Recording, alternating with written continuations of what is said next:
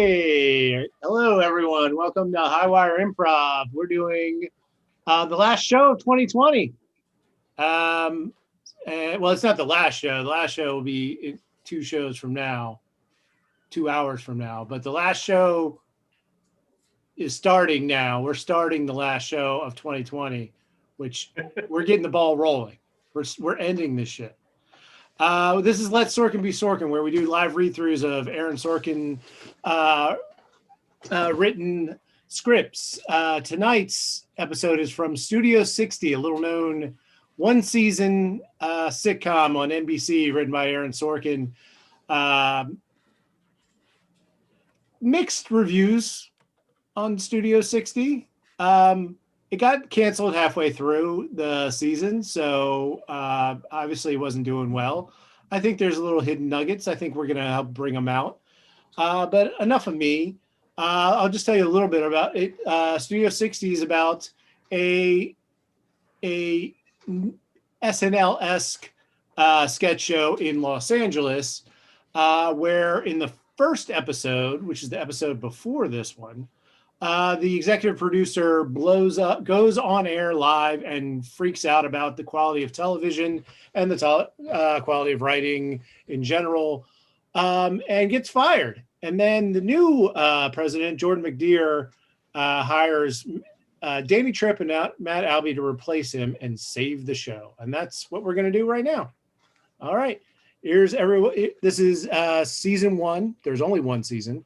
Episode 2 of Studio 60 on the Sunset Strip, entitled The Cold Open. Gail.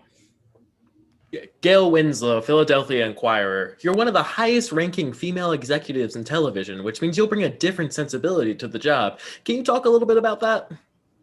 Well, I've only had the job for 3 hours, so I don't know. I'm not sure that male or female has much to do with it as much as you might think. We're just at the beginning of our development season for next fall. And with each of our potential news shows, I'll ask myself 3 questions. Do I like it? Would my parents like it? If I had kids, would I want them to watch it? If the answer to any of those questions is yes, I'll put it on the air. If the answer to all those questions is no, then I won't. In the back, Bill. Jordan, can you describe the reaction of NBS executives Friday night when West described the network as a candy-ass network and a greed-filled whorehouse of a network? Pleased and proud, as you can imagine, until we realized he wasn't talking about Fox, he was talking about us. No, I can't comment on that. I can't comment on what may or may not have happened at NBS over the past 5 years. I will say this is a broadcast network. Cut to backstage. Danny and Matt are waiting to be introduced. She's doing okay. It could have used the day is all I'm saying. You needed to sleep. For 28 hours? You were on some pretty powerful painkillers Friday night. I needed to write. I lost a whole day. You wouldn't have been able to write anyway. And I need you rested for the week. I made a decision for you. You'll find I'll be making a lot of them. I wish you hadn't sent Jeannie home with me. She spent the weekend at my house. You needed somebody to take care of you. And I needed to meet with the department heads. Harriet doesn't know that It doesn't matter. We got 5 days now. Not even 5 days. And except for, what's their names? Ricky and Ron. Dick and Dick. I don't even know anyone on the writing staff anymore. Yeah, are you listening to her? She's doing good. You know, this thing is all over talk radio. What'd you expect? A caller from Toluca Lake called us Barbara Streisand-loving, Michael Moore-worshipping jackasses. What have I always told you about listening to show tunes? Don't do it. Don't do it. Cut back to Jordan at the press conference. I'll tell you what I do believe. I believe that the people who watch television shows aren't dumber than the people who make television shows. I believe that quality is not the antithesis of profit. I know that you have a lot of questions about Wes and the incident Friday night, but I'm not going to answer them. Those are internal matters. What I will do is introduce you formally to Matt and Danny. They began working at Studio 60 9 years ago as respectively a staff writer and a segment producer, and are responsible for some of the show's most enduring moments in comedy. All right, here we go. Yeah, I guess so. I really wish you hadn't sent Jeannie home with me. Hang on. Cut back. They are irreverent. They are brilliant. They will make us laugh. They will make us think. They will make us talk and they will make us proud. He does it, lady. They will return Studio 60 to its former glory as the flagship program of MBS, and MBS will return to its former place as America's greatest broadcast network. And if you don't believe me, tune in Friday night at 11:30. No. By the way, this latest career move of ours? Pretty stupid. Yeah. Friends of mine and old friends to the network, Matthew Albee and Danny Tripp.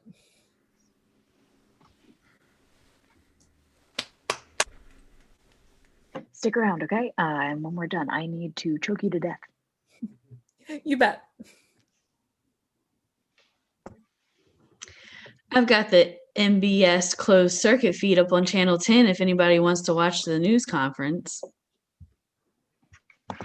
Good morning, everybody. Thank you. You probably have a lot of questions. We'd like to answer all of them, but we're all under deadlines. You have your editors. We have cast and crew 200 yards away. Cut to backstage. Hayes. Janie with the light brown hair. You ready for this? The new executive producers, the media frenzy, the pressure on this week's show, or working with my ex-boyfriend. Talk to me. Should we just let Jesus be our co-pilot? No, my mom used to say, if Jesus is your co-pilot, you should trade seats. I want my body to look like yours. I want my talent to look like yours.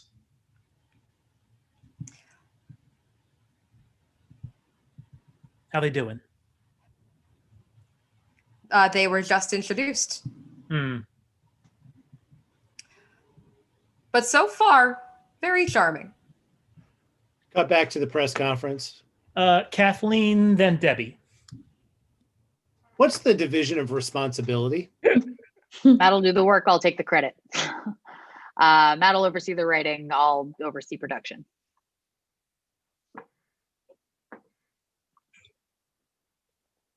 Everyone's in the writer's room. The most humiliating day of my life. Is he going to oversee the writing or is he going to do the writing, Ricky? Because everyone's heard stories from when he was here before. I don't know, Dan. I'm just Matt Albee's glorified PA right now. Cut back to the press conference. I spent some time talking with Jordan Friday night and again this morning, and, well, she's peculiar. We're both honestly very excited about working with her and getting to know her. We're also very happy to be back with her boss, Jack Rudolph. Guys, you've got it all wrong. I don't want to get too personal, but the first time Jack and I made love, it was incredible. Cut to Jack's office. I'll tell you what, they're doing great. All three of them. Martin Jewett, Entertainment Weekly. This is for either one of you both. You've been gearing up to make a movie about Nikola Tesla. Why would you abandon the movie to come back to television? We love the show. We love television. We love the show. We love television. Danny and I both feel we grew up at Studio 60 and that we were being given a chance to come home. 10 days ago, I tested positive for cocaine, and the insurance company won't bond me until I've had 18 months of clean tests. So I won't be directing movies for a couple of years. That was nice while it lasted. I think Veronica was next. Veronica, the question? Did you say? I did, yeah. And that is the last you'll be hearing me speak on it publicly. I think Gail was after Veronica. Jordan, did you know about this when you hired him? Oh, we can't hear you. I can't remember. I was high at the time. You all thought I was funnier at the beginning of the press conference. I have nothing but confidence in both of them. So let's take one more question and let them get back to work. In the back? Constance Gall from Rapture Magazine. I'm sorry? Rapture Magazine. Can you tell us about a sketch called Crazy Christians? That's an internal. What about it? Is there such a sketch? I wrote a sketch 4 years ago called Crazy Christians, but it didn't make it on the air. And now that you're hired back, can we plan on seeing Crazy Christians on the air Friday night? It's Monday. I don't know what's going to Yes. be on the air. Yes. What? Yes, what? Yes, it'll be on the air Friday night. I see. And I guess that about takes care of that. Shelley? Thank you very much, everyone. Thank you. Thank you very much. Thank you. Well, that turned into a kegger in a hurry. That was not the answer we talked about. I told the truth. You got a problem with my life? We went over how you were going to frame it. Are you seriously going to tell me how I should deal with this? Good morning. That was insane. I want to know how the sketch got out there. No one speaks until I point and say their name. You, Danny, what the hell? I told the truth. We talked about what you were going to say. I know what we talked about. I told the truth right then instead of having it come out in drifts, which was what was going to happen, Jack. Plus, I'm a recovering drug addict. Honesty is a good idea for me. Well, I'm sure I speak for all the shareholders when I say that your sense of self-esteem is our highest priority. Jordan, I'm not sure that following Danny's rigorous honesty with a joke about being high was the way William Paley would have handled it. You know what I'm saying? No one ever went wrong breaking the tension. I'd check again. I want to know how Rapture Magazine gets credentialed for an MBS press conference. You think it should be the policy of this network to exclude religious publications? We're not talking about the Christian Science Monitor. How many whack jobs read Rapture Magazine? It has a circulation 4 times the size of Vanity Fair. Are you kidding? No, I'm not. I'm a little surprised myself, Shelley. You shouldn't be. The rapture's what I think it is, right? I mean, the world comes to an end, believers go up in a spaceship. It's not a spaceship, it's Jesus Christ. What happens to the non-believers? You get thrown into a fiery pit. Oh, can we just do that now? Incredibly, he's the only one who held it together. Now, if anyone can think of any other ways to screw up that we haven't tried already, I'll be in my office. Shelley? I want to know how the sketch got out there. It got out there. How? How? Yeah. There's a cast, crew, and staff of 130 people in that theater. 400 people saw it at the Dress, and 1,000 people in this building saw it on closed circuit feed. The thing's been around for 4 years. Pick one. What does it matter? It matters because comedy's less funny the second time around. And your problem? They will return the show to its former glory and lead NBS in as the greatest network. Quality is not the antithesis of profit. If you don't believe me, tune in at 11:30 Friday night. Did I get the time wrong? No, you raised the bar a little high, don't you think? Did I? You did. I raised the bar high? Yes. Oh, sorry. Clear it. Cut to Danny and Matt walking over to Studio 60. You know, I thought you'd be in a better mood after getting so much sleep. We got to open it special somehow. There's going to be an expectation. I need to come up with a cold open. And the hour and 25 minutes that come after that. Yeah. Matt, were you trying to tell me something about Harriet before? When? Before you said something about Jeannie and Harriet? It doesn't matter. Maddie, you and Harriet, you're all set, right? Yeah. You talked about it? A little. This isn't a problem? It's not a problem. I need a cold open. That's the problem. Cut to inside the studio. George, the security guard, greets them. Good morning, gentlemen. George, how you been, sir? I'll tell you. Tell you something. George. It's been a real George, my man. confusing and sad place since the two of you left. And this is a great day. Thanks, man. You got a lot of people in there waiting for you to tell them what to do. Yeah. Matt's happy to see you too. He'd speak right now, but he just started to move into a coma. I remember the look. I'm in an office here somewhere. Ricky and Ron are in my old one. You're taking Wes's office. No, you're taking Wes's office. No, I'm going to redo the AD's old office. I'm not taking Wes's office. You need it. It's got the room to pace. You're very active when you write. Listen to me. The man wrote for the Smothers Brothers. He wrote with Pryor, and he wrote with Eddie. He invented Studio 60. He gave me my first job and lost his because he tried to put a sketch I wrote on the air. That's not why he lost his job. I don't care. I'd rather sit in Lorne Michaels' office. Well, Lauren's office is in New York and he's still using it, so you're going to use this one. This is new. Walks over, flicks on the wall clock, which is counting down the seconds until the show starts. Oh man, no wonder he went crazy. Cast in the basement in 5 minutes. How did it know How to know what?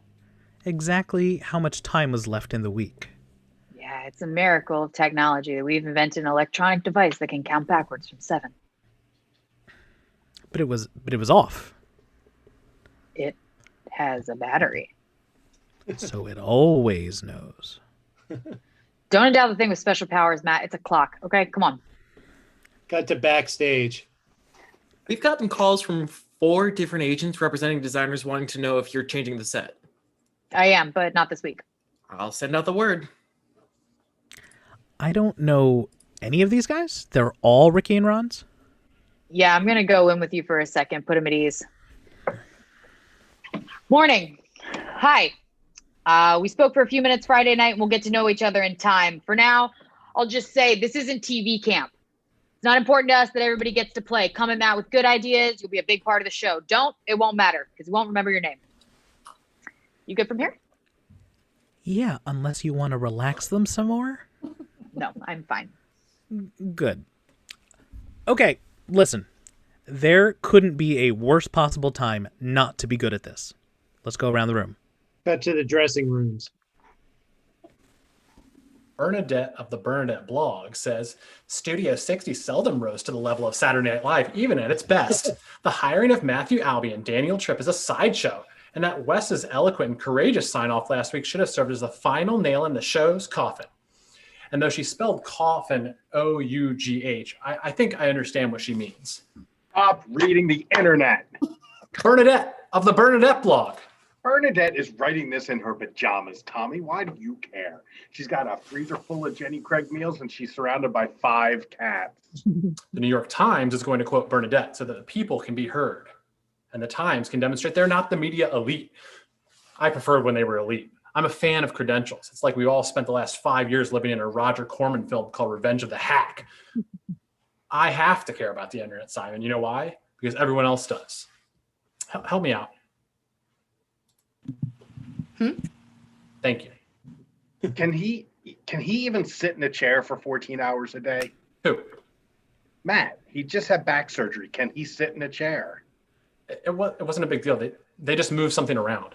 Yeah, I had that surgery and it's not a big deal, but you're not supposed to move around for a week and a half. You're not supposed to ride in a car and you can't sit at a desk for 14 hours a day. 15 hours is a short day for him. And when you had the surgery, you didn't miss a show. I'm exceptional in many ways. He, on the other hand, I don't think he can sit in a chair. It's not going to be a problem. What's not going to be a problem? Matt's back surgery. He's doing 40 leg lifts with 30-pound weights. Get the hell out of here. He is. I couldn't tie my shoes. Well, you're exceptional in many ways. Morning. Tell Cal, Suzanne, tell Cal I'm going to see him in 10 minutes and we'll have the budget boys at lunch. Food? Sure. I meant what kind of food? No, anything's fine. I got the chance to speak on the phone with each of you yesterday, and I think that you're all thinking they're going to be making some changes, bring in some new blood. Am I staying? Am I going? That's what you're all thinking, right? Not until just now, no. Man, well, you should have been. Don't give me your very best or choose this week to complain about something. You'll be making those decisions. You'll make those decisions very easy. Mark Wahlberg is our host, but Matt's not going to make his first show about Mark Wahlberg, and we all know it. He's also going to write for the guys he knows, so some of you need to be patient. I would also become one of the guys that he knows. The White Stripes are the musical guest. Danny? Yeah. Harriet and I have been working a White Stripes sketch. We play the two of them not being able to remember if they're husband and wife, brother or sister, or just two friends who can really play. You think they're going to have a sense of humor about it? I've seen him riff a little bit. Harriet's good. Thanks, Sam. You have something to show with Matt tomorrow? Yes. Look, can he sit in a chair? Because 8 days in, I still couldn't make it from the bedroom to the kitchen without a damn epidural. And I'm an athlete. You are? I played football in college and I played golf every Sunday. Oh, the Yale School of Drama had a tough team to beat. Intramural flag football. Anyway, he's telling people that he can do 40 leg lifts with 30-pound weights. I say he's a liar, and I challenge him to a contest of physical supremacy. Why don't you guys settle like the real Athenians over 18 holes at Riviera? Not saying he did 40 reps. He did 40 reps. I saw him yesterday morning. He went to the gym? His house. He bought a machine. And you saw him. Danny. You're excused. Can I go talk to her, please? No. Anybody have any questions? All right. I got a question. Sure. What's up? What did you think of the season premiere this year? I missed it. I'll watch it on tape in the office. What did you think of Tom's Bill Frist? He's been doing it since Terry Schiavo. It's a great recurring. Same. Same. You can get it from the tape library, no problem. I'll do that. Any other questions? Thank you, everyone. Cut to the writing room. Deb. The Democracy Act. Bush announces his new bill called the Democracy Act, making it illegal to vote. I don't know. It's a play on how these guys always name these things the opposite of what they are. The Patriot Act, the Clean Water Act. Defense of marriage. Yeah, I understand. Or in the speech, you could wear a crown and hold a scepter. Yeah, that doesn't make it better. Denny. Bush's new drug czar. Bush appoints a new drug czar, but because of his poor vetting process, it turns out he hired a new drug kingpin instead. Mitch. President's daily briefing. White House staffers put on a puppet show. I need to start with the opening. I need just when I know the opening, I'll be able to, We've got Bill Frist, which can be used for the cold open or a family feud, the Bushes versus the Clintons. One at a time. I didn't say we're not gonna just stop. Just stop. What are you all wearing? Look, I'm not Blackwell or anything, but holy cow, what the hell are you guys wearing? One of the things that this show does is decide what's cool, and I've just decided it's no longer cool for grown men to dress as if they're in junior high school. It's comedy, Matt. Not yet it's not, and until it is, we're all going to act professionally. You understand? We're going to act, dress, talk, write, and behave professionally. You are an adolescent, oversexed whoremonger with the sensitivity of a head of cabbage. And all that will begin in just a few minutes. You've been dating Jeannie? Harriet? She saw you do 40 leg lifts at your house, jackass. She was very impressed. She told us all about it. Simon and Tom couldn't look at me. Neither could Danny. I was humiliated. What do you have to say? Me? Yeah? Don't ever walk into that room and talk to me in front of the staff like that ever again, and I will bench you until Christmas. I will make you the highest paid extra in Hollywood, Harry, and I will, so help me God, pay you to wave and say goodnight at 1 o'clock in the morning. Do you understand? Yes. Now, what is your problem? That after you broke up with me, I went out with someone else? That's what almost always happens. Not someone from where I work. There are 17 strip clubs within a 3-block radius of this place. For you. Not someone from my show. It's my show, too. And there are only 5 strip clubs within a 3-block radius. I spent my 20s in this theater. I've been here 7 years. And I was here for the 2 before that. And so was Jeannie, for that matter. Were you dating her then? I'm not dating her now. She just sleeps with you from time to time. You broke up with me, Harry. And if you don't believe me, I've got a copy of the email. Yeah, she did it by email, ladies and germs. I've got a copy of the email on my hard drive and another one in a safe deposit box at City National. That's funny because I keep all of your things nicely stored in a garbage scow off Catalina. Right. So can I go date a woman who doesn't? Well, that population is getting pretty thin. Look, Bad enough I got to read about you with Mina Savari, well, that was. Fiona Apple, Rachel McAdams, Marlo Thomas. You think I've been dating Marlo Thomas? Who the hell knows what you do, you addle-minded pervert? Marlo's married to Phil Donahue, who can still beat the crap out of me anytime he wants. Thank God. Seriously, he's a huge Irish man. I'm too tired for this. I never dated any of those people. Page 6. Well, then you got me. Because if page 6 said it, then it must be true. Did you get hard confirmation from the Drudge Report? I got confirmation from Jeannie. About who? About Jeannie. Jeannie and I have been friends for a long time. But you don't have to worry. I don't date or do anything with people who work for me. Yeah, I feel relieved. In fact, I think I'm falling in love with you all over again. Harry.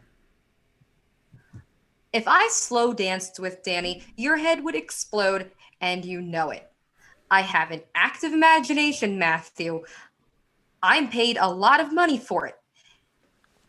And you had to know I was gonna find out. So now I have this in my imagination. That's just mean. Harry, I didn't mean to be mean. Danny sent her home with me to make sure I was okay. And I just want to make sure that, I mean, look, we need you this week. We need a great show, and, you know. I see. So can you keep your head in the game? Sit down, write, and give me a damn audience. Damn it. Cut to Tuesday, Jack's office. The world has come to an end? For the rapture? Yeah. Yeah. So there's a percentage of the population hoping for the world to come to an end. Yes. You think they'd be rooting us on? How long were you going to stand out there? I'm a people person, Jack. I was just getting to know your intern, Kelly. My intern's name is Kayla, and we've got a problem. Peter Goldman from Affiliate Relations. We didn't really get a chance to meet in the chaos on Friday. And I'm Joe Reardon from sales. I just got a very nervous phone call from a man named Vernon Williams, who's the owner of WTIH, our affiliate in Terre Haute. Vernon Williams had to call on his cell phone because his station lines were jammed. He won't carry Studio 60 Friday night unless he's guaranteed that the sketch Crazy Christians is dropped. I don't tell the guys what to put on the show. Yeah, you do. You're their boss. And in fact, in this case, I specifically gave them permission to do it. I kind of made them a promise. Break it. Over the Terre Haute market? What are they, 229 out of 230 affiliates? They're 151st, but that's not the point. How did the editor-in-chief of Total Nut Bar magazine get mobilized this fast? That's the point. She and I have been on this issue for the exact same amount of time, and I don't even know how to work my phone yet. Dial 9, Professor. Where's she at? Well, clearly she's got the... What's her name? Constance Gower. I hate that name. Where's she at? I was going to say, clearly she's got the AFE working the bank. She put a news flash on their website. That's like flashing the bat signal for her members. So what happens now? Phone lines will be flooded within the hour at Studio 60, 22 different Red State affiliates, and here. It will be a news story the whole week, and they will probably come after you. With napalm?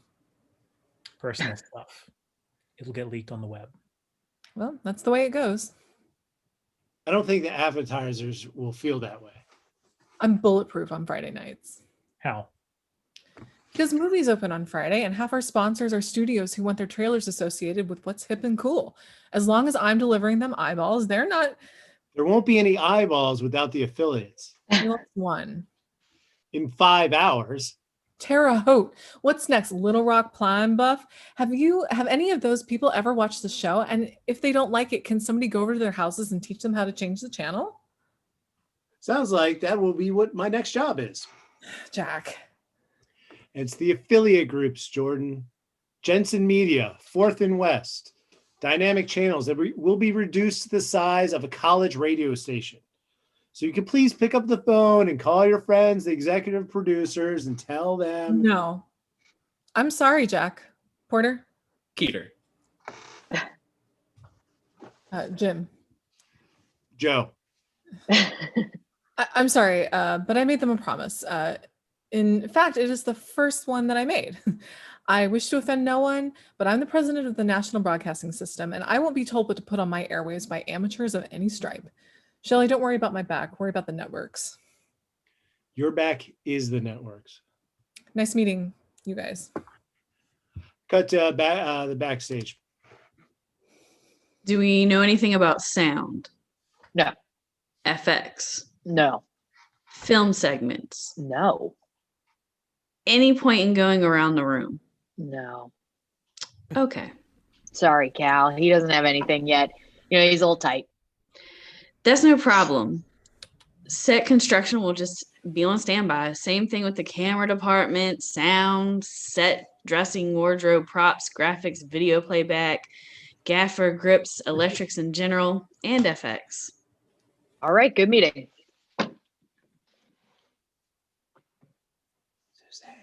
Unless Suzanne has something to tell me. Al, we lost Jack White. Danny!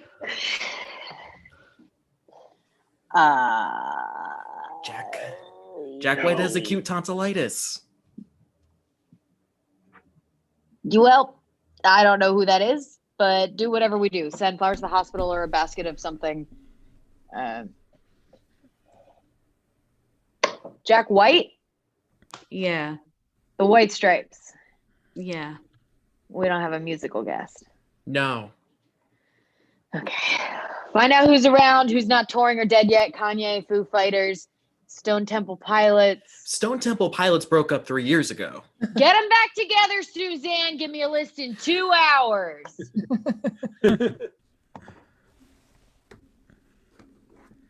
Hey, I was going to see Matt. How was that yesterday? What the hell was what? What do you think of the season premiere? What do you think of Tom's Bill Friss? Danny, I haven't watched the show since I left. You know that, so you're either trying to embarrass me or trying to make a point. I would never try to embarrass you. Then what's your point?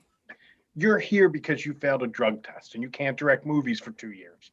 That was new information. You want me to be grateful because you're slumming on TV for 2 years? Holy hell, Sim. I'm here, okay? I'm here. The show was going to go to Ricky and Ron, and I'm here. What do you want from me? You left us with Ricky and Ron. Is this about why I'm here, or is this about why I left? Hey, you know what? I left because I was standing by Matt. Where were you standing? Me? Yeah. I was standing by the show. They arrive at Matt's office. How's it going? Good. Can the White Stripes play for an hour and a half? Jack White's got acute tonsillitis. They can't play at all. Suzanne's working on it. Okay. Rips the White Stripes index cards off the schedule. Huh? That's better. Check it out. What are you? Danny said that you were choking, and Harry and I have a White Stripes impression if you want to write a sketch. I did not say you were choking, and we don't have the White Stripes. Really? Yeah. Then I'm just a guy in a wig. Yep. Hey. Hey. Look, don't grip it too tight, Maddie. It's just Tuesday. I gave a staff a lecture on clothing earlier. I heard. I couldn't believe the words were coming out of my mouth, but apparently I felt pretty strongly about it. I don't have a cold open. Unless we find Bin Laden between now and Friday night, we're going to have people's attention for the open. It needs to be too many things. What does it need to be? Self-deprecating and acknowledgement and acceptance.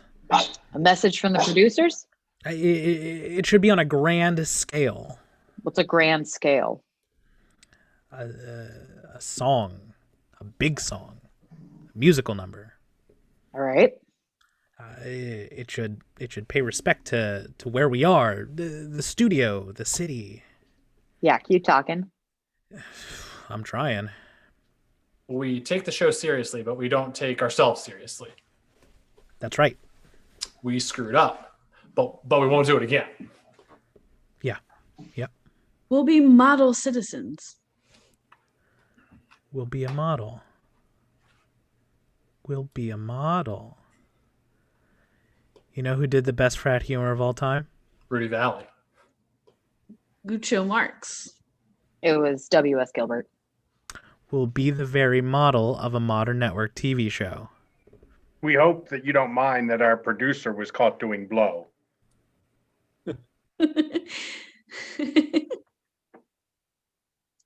Yes. Yes! Okay. What do we have that says the legacy of television? Like Arturo Toscanini and the NBC Orchestra. Suzanne? What do we have that says just... Suzanne? I'm just coming to see you. I'm on hold with Clay Aiken's manager. Then hang up the damn phone. John Malcheri and the West Coast Philharmonic. We're also going to need the LA Light Opera Chorus, and if you can't get them, try the LA Phil or the USC or UCLA orchestras. Whatever it is, it's got to read Los Angeles, and they got to be able to play. Is this a joke? Well, we're counting on it. No. Okay, now we just need to write the song and the rest of the show. Cal, we can start production. I'll get everyone together. Tom, Simon, go home, get a change of clothes and your shaving kit. Sus this week. Harriet too? Harriet too. Listen. Forget it. Let's work. All right. Matt's staring at the clock.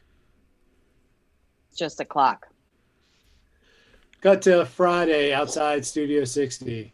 Police estimated the number of protesters between 200 and 300, many holding signs reading NBS equals God haters. No comment from any of the more senior members of the Studio 60 staff. Cut to backstage. Go. Tom, the second page of that, the fourth line, I swear it just has to be 3 words shorter. And end in an odd number. 17. Got it. These are good to go. Floor managers and then the control room. That's it. Thanks. Yeah, 17 is a much funnier number than 15. As a matter, it is. Okay, I've got enough time for a shower, right? Quick one. 8 o'clock at night. It's 102 degrees in September because there's a hole in the sky. These people have been standing in the ticket line for over an hour. Can we spritz them down with something? Maybe they can hop in the shower with you. I'm not kidding. Pages are passing out cold lemonade. Can we open the doors early? As soon as Willie and the band are ready. Look at that. Yeah. You know, an hour and a half, it'll be empty again. Would you just enjoy the moment? Would you please just live in what's happening now and not time travel to the next? Man, could you just be a little more neurotic? It was a spectacular dress, Matt. It was the best. I've never seen a dress go that well, and neither have you. For the love of God, in the name of all that is holy. I get it. Would you please? I'm going to take a shower. Was there something else you came to see me about? Yes. What? We don't need to do it now. But at some point, I'm going to need you to level with me about Harriet. I need to know how big a problem it's going to be. It's not going to be a problem at all. It will be if you're still in love with her. I'm not, Danny. Like, I love her talent. The woman's got millions of fans, but there are maybe 50 guys in town who really understand how good she is, and we are 2 of them. That's all. I admire her. I'm knocked out by her talent. I like it when she makes me laugh, and I like making her laugh, which isn't an easy thing to do, so it's gratifying. She's undeniably sexy, and I like it when she smiles at me, and a couple of other things. But that's God, it. We are so screwed. Yeah, I know.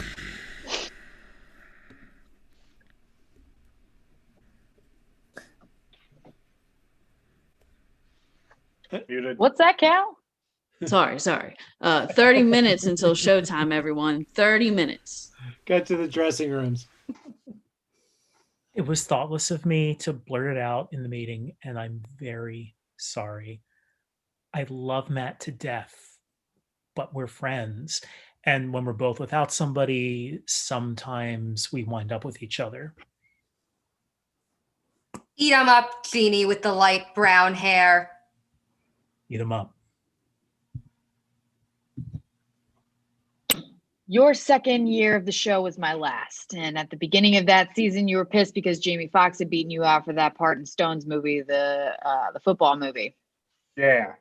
You were pissed at Jamie. You were pissed at Will Smith. You were pissed at Denzel. And you came into my office and said, I just graduated from Yale drama. I don't belong here. So I was pissed at you because I do belong here. I belong here too. I know. So don't fire me. Why the hell would I do that? Because I can't do the voices. What? I can't do the voices with the park, the car, and the Harvard yard. I can't do the voices. Holy God, Sim, that's what you're worried about? Ricky and Ron are just Hacks? They're hacks. they've been saying I need to do the voices that I need to learn. When did Wes let those guys take the show? When did it happen?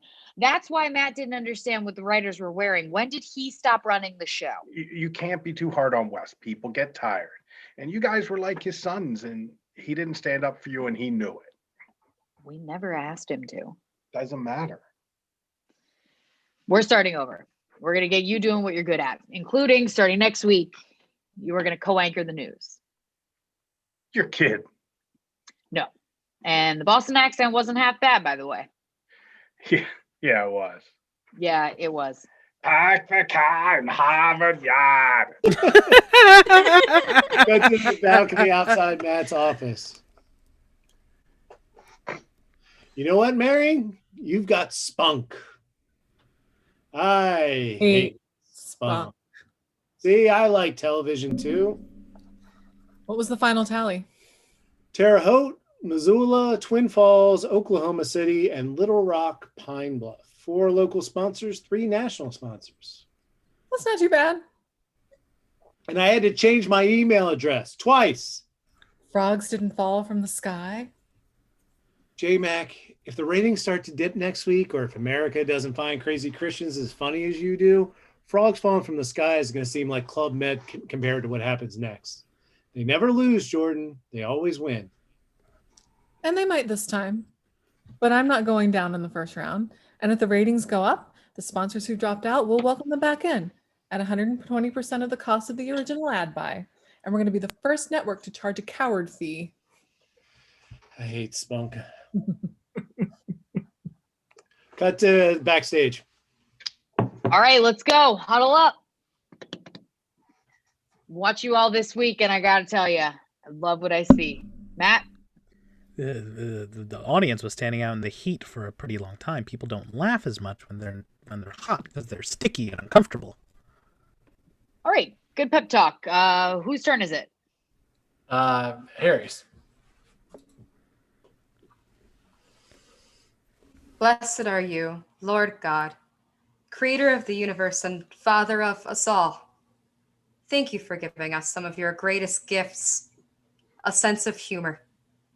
And if you have time, please make something very heavy fall on Matthew's head. We say this prayer in the name of your son, Jesus Christ, who had to have been funny to get so many people to listen to him. Blessed art thou forever and ever. Amen. Amen. Amen. Let's go.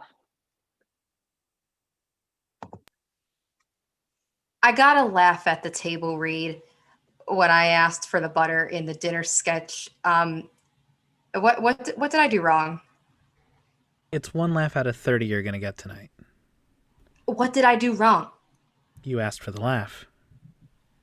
What did I do with the table reading? You asked for the butter. Good show. Sure. And he sits in his chair by the monitors on stage.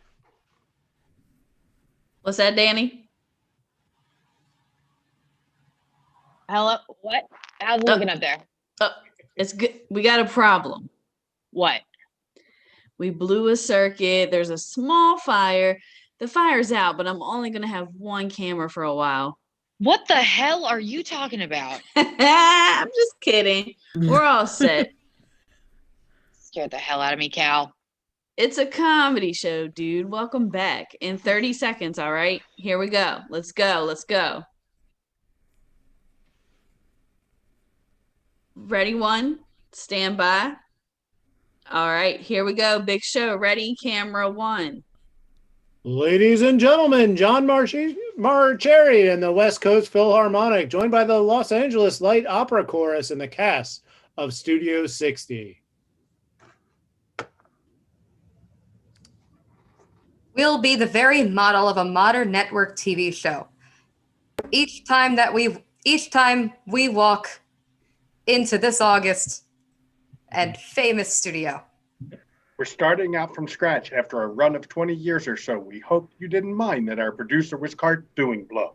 They hope that you don't mind that their producer was caught doing blow. They hope that you don't mind that their producer was caught doing blow. They hope that you don't mind that their producer was caught doing lots of blow. Yes, it's hard to be a player when at heart you always had a hunch. To bite the hand that feeds you is a scary way of doing lunch. When we walk into this august and famous studio, we'll be the very model of a modern network TV show. But still, when they walk into this august and famous studio, they'll be the very model of a modern network TV show. I am a Christian, tried and true, baptized at age 11. So unlike the liberals, gays, and Jews, I am going straight to heaven. But if you feel you've been cheated and our sordid content lets you down, We'll happily do the favor of an intellectual reach around. They'll happily do the favor of an intellectual reach around. They'll happily do the favor of an intellectual reach around. They'll happily do the favor of $100 hookers reach around. That wasn't the same thing we said. They'll happily do a favor of a verbal euphemistic reach around. we know the evangelicals are lining up to tag our toe, and then the corporations will not hesitate to pull their dough. And still, when we walk into this august and famous studio, we'll be the very model of a modern network TV show. But still, when they walk into this august and famous studio, they'll be the very model of a modern network TV show. But still, when they walk into this august and famous studio, they'll be the very model of a modern network TV show. Hey. Live from Studio 60 on the Sunset Strip, it's Friday night. And that's our show, everybody. Yay! Woo. Let's get the whole cast out here. We had Brian Shea, we had Alexa Shuto, we had Corey Altanato, we had Miles Nieder, we had Kristen McKenzie, we had Jess Roby, we had Hannah Jeffrey, we had Jake Lazier, and we had Barry Wright. And I'm the worst one. I'm Jeff. You were the only one who could keep the tune to the song. That's True. It's true. Yeah. True. I've seen this episode 1,000 times. You're Jeff motherfucking Taylor. Yeah. Thank you for putting this show on, Jeff. Thank you for Yes. Yes. This is probably the last one. Thank you for letting me fulfill my dream of being Matthew Perry once in a while. And me as Bradley Whitford. You should be so lucky to have you play him. I swear, some of those scenes that really was Bradley Whitford and Matthew Perry. Some of the It scenes was, and it's only because I got my hair to look exactly like Bradley Whitford. Yeah, you had the angles perfectly. I also have the West Wing bags under my eyes. So now I'm very interested in this intellectual reach around. If someone can Wow. go to It's a one- website or no, I I don't can't elaborate on this. metaphor. My students It's are going to find this. It's- I'm glad I asked for us to do the behind the scenes stuff too. Yeah. Mhm. all right. Okay, we're still live on YouTube. Yep. Yeah. We have another show. In about 9 minutes, stick around. We'll play some music while you wait. Thank you. Thank you, everyone. We have what do we have? We have oh shit. What are the other shows? Dreamweaver's I know. next. I know. It's Dreamweaver. Yeah. Dreamweaver. And then Sandy Bernstein stand-up comedy. Dreamweaver's coming up at 8. Sandy Bernstein at 9. That is Bye, true. everyone.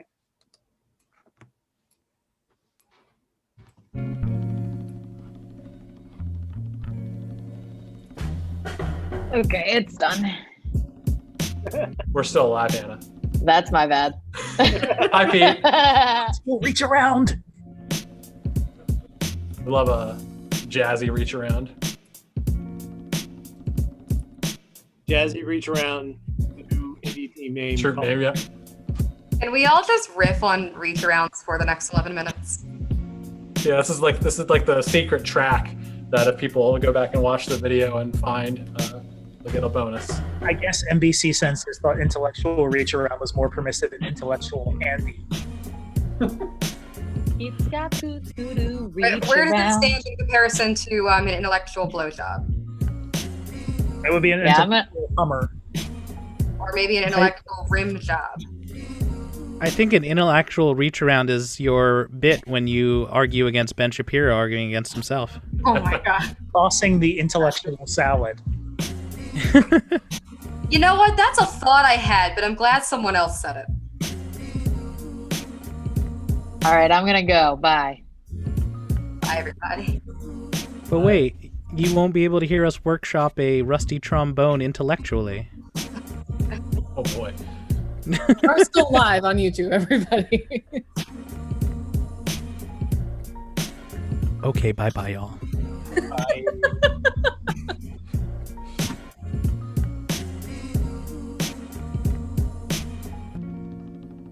But wait, you won't be able to hear us workshop a rusty trombone intellectually. I'm glad we got that on Echo.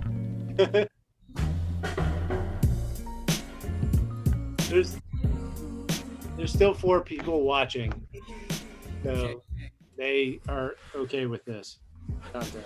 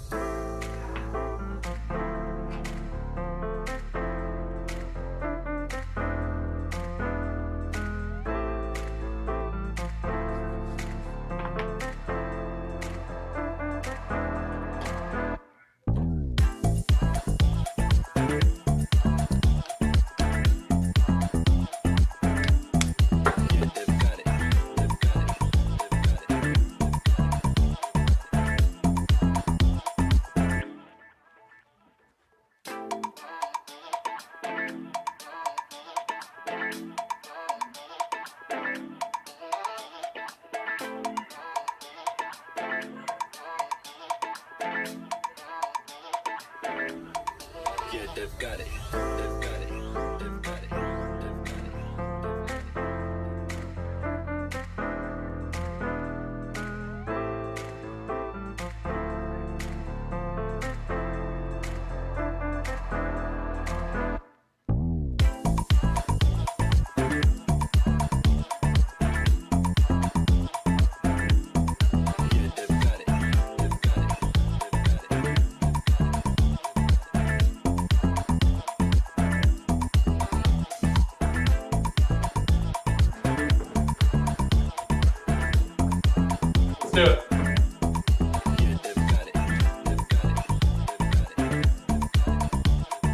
Or make another order. That's fine. We just need one.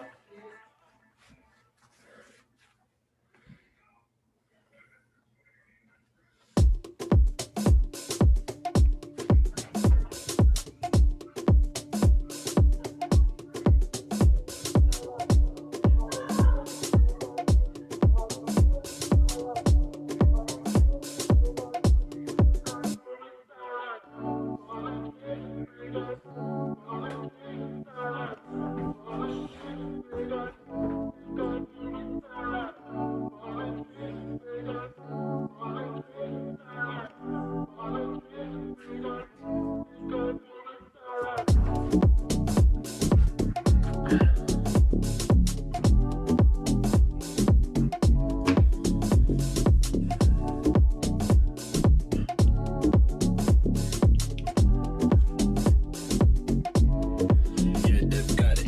They've got it. They've got it. They've got it.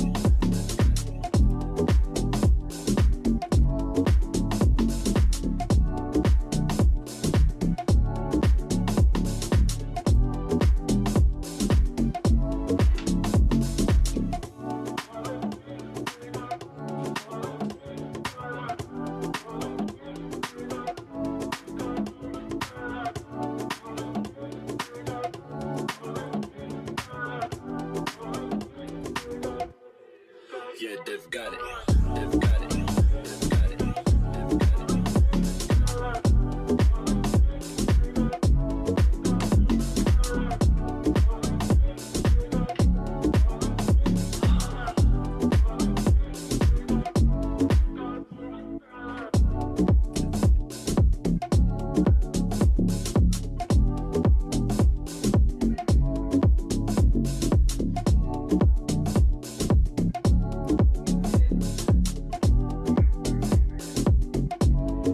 Yeah, they've got it. They've got it. They've got it. They've got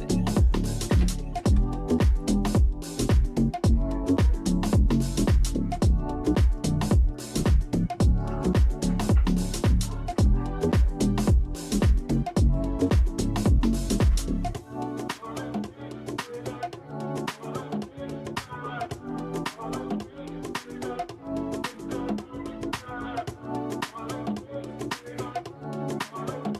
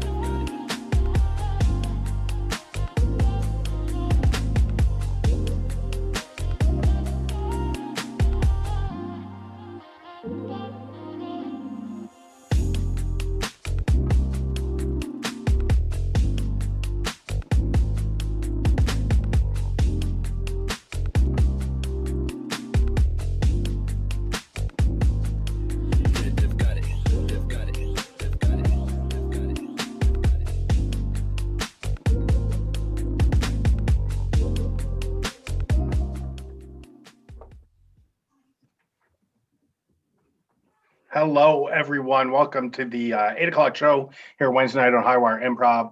Really excited. This is our last night before the end of 2020. So we're really excited to close it out with a special show here. I just want to talk about a couple other things first. We're doing workshops. We finally started doing workshops. It's finally after 6 weeks. We procrastinated so much.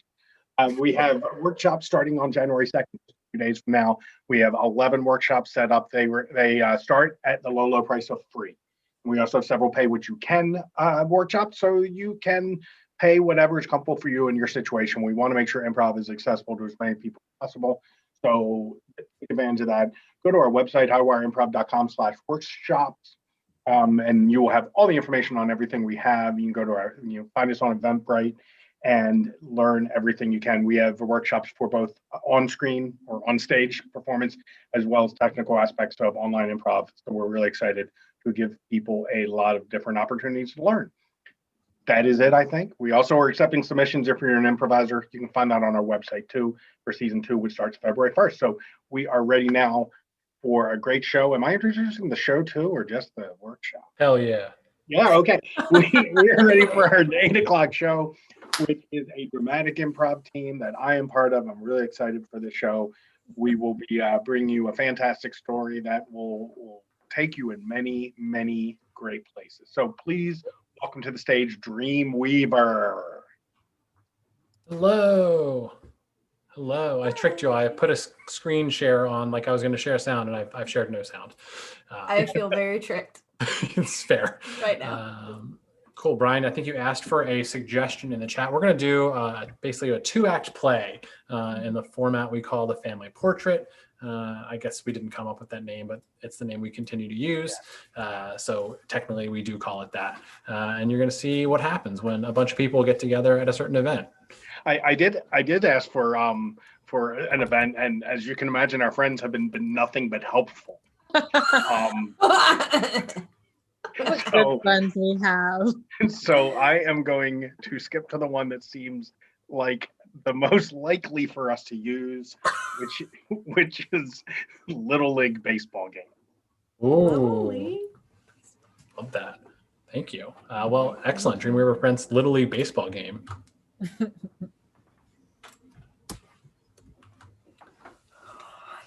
I'm out here like every couple days. They always need a referee, and I did play for a little while. So, yeah, I like it. Makes me feel important. My mom makes me play, but I don't really like baseball. So, coach just kind of put me out here.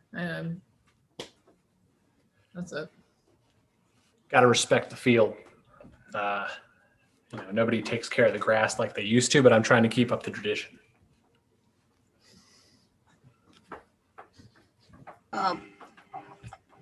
My dad's been pressuring me for a long time to get a home run.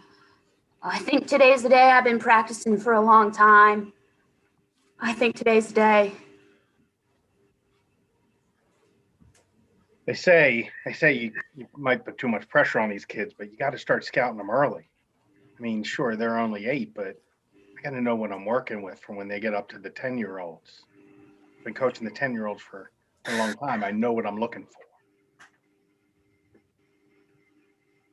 My kids are so talented, okay? And the coach just needs to know that. Okay, I didn't come out here just to play t-ball. All right, we're not playing t-ball. We're going all the way. That's what parents do. We make sure our kids go all the way. Some people ask, can you be fair if your kid's in the game? And yeah, I think I'm more fair because my kid's in the game. My kid, they need someone to look up to. They need someone to see, what's right from wrong. And if that means they have to sit out, it means they have to sit out.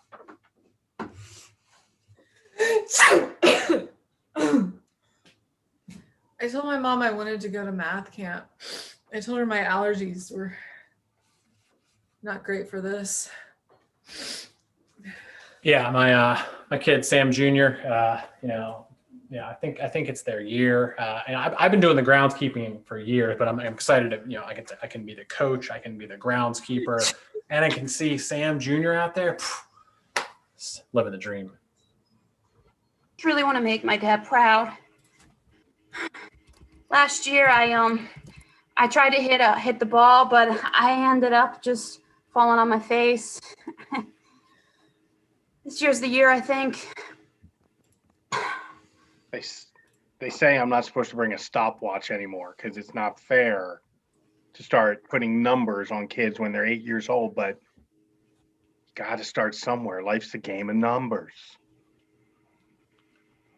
What do you mean what they want? I mean, I let them decide. They get to choose their extracurriculars. You know what I mean? This is for them. This is to strengthen them, make them stronger, right? Isn't that what we're supposed to do to our kids? Make them strong and powerful, and no time for emotions and crying. Who cares about it? I mean, I care. Don't think I'm not one of those moms. Yeah, I'm not. Yeah, it's nice that everyone in the league knows me at this point. I like to feel important, recognized. Want to have any sunblock? No. I've got everything. I've got a cooler full of Gatorade, sunblock, orange slices. This is my life, and it's going to be my kids' life too. I don't think I can do it. I don't, my asthma's acting up, and I don't do it. They let me take pictures. They I have to submit them to show I'm just taking pictures of the kids playing, but I'm just here for the game. For the game. Are you seriously letting that other kid outrun you? I need you to get it together, okay? That's me let you have that pizza last night. I told you, too much carbs. It will weigh you down. This is Baseball is just an incredible I need game. you to get I'm in most of the pictures. Sam Jr. Name appears underneath the things. Needs to be diet. Everybody has my sacrifices that I put up for you. And I swear. take care of you. Need to Or something. you need We to have know dreams. on, or you Talked won't about this. have. We have talked about the goals and the dreams. Let's cut to Sam and Sam Jr. By the dugout.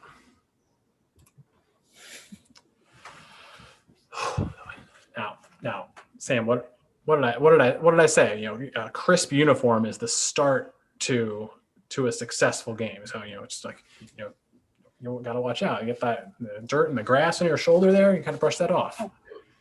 I fell. I was doing some lunges earlier, and I just fell down. I didn't. You doing the lunges? Yeah, doing the lunges. Didn't even ask you this morning. Well, yeah, no, I remember that list that you made me, pre-game, post-game rituals, and I did it this morning. This is good. I think I've got it. My asthma's kind of acting up today. You want the blue inhaler or the yellow one? My yellow one. Thank you. You know what I always say, right? That asthma is just going to make you a stronger breather when you get into college.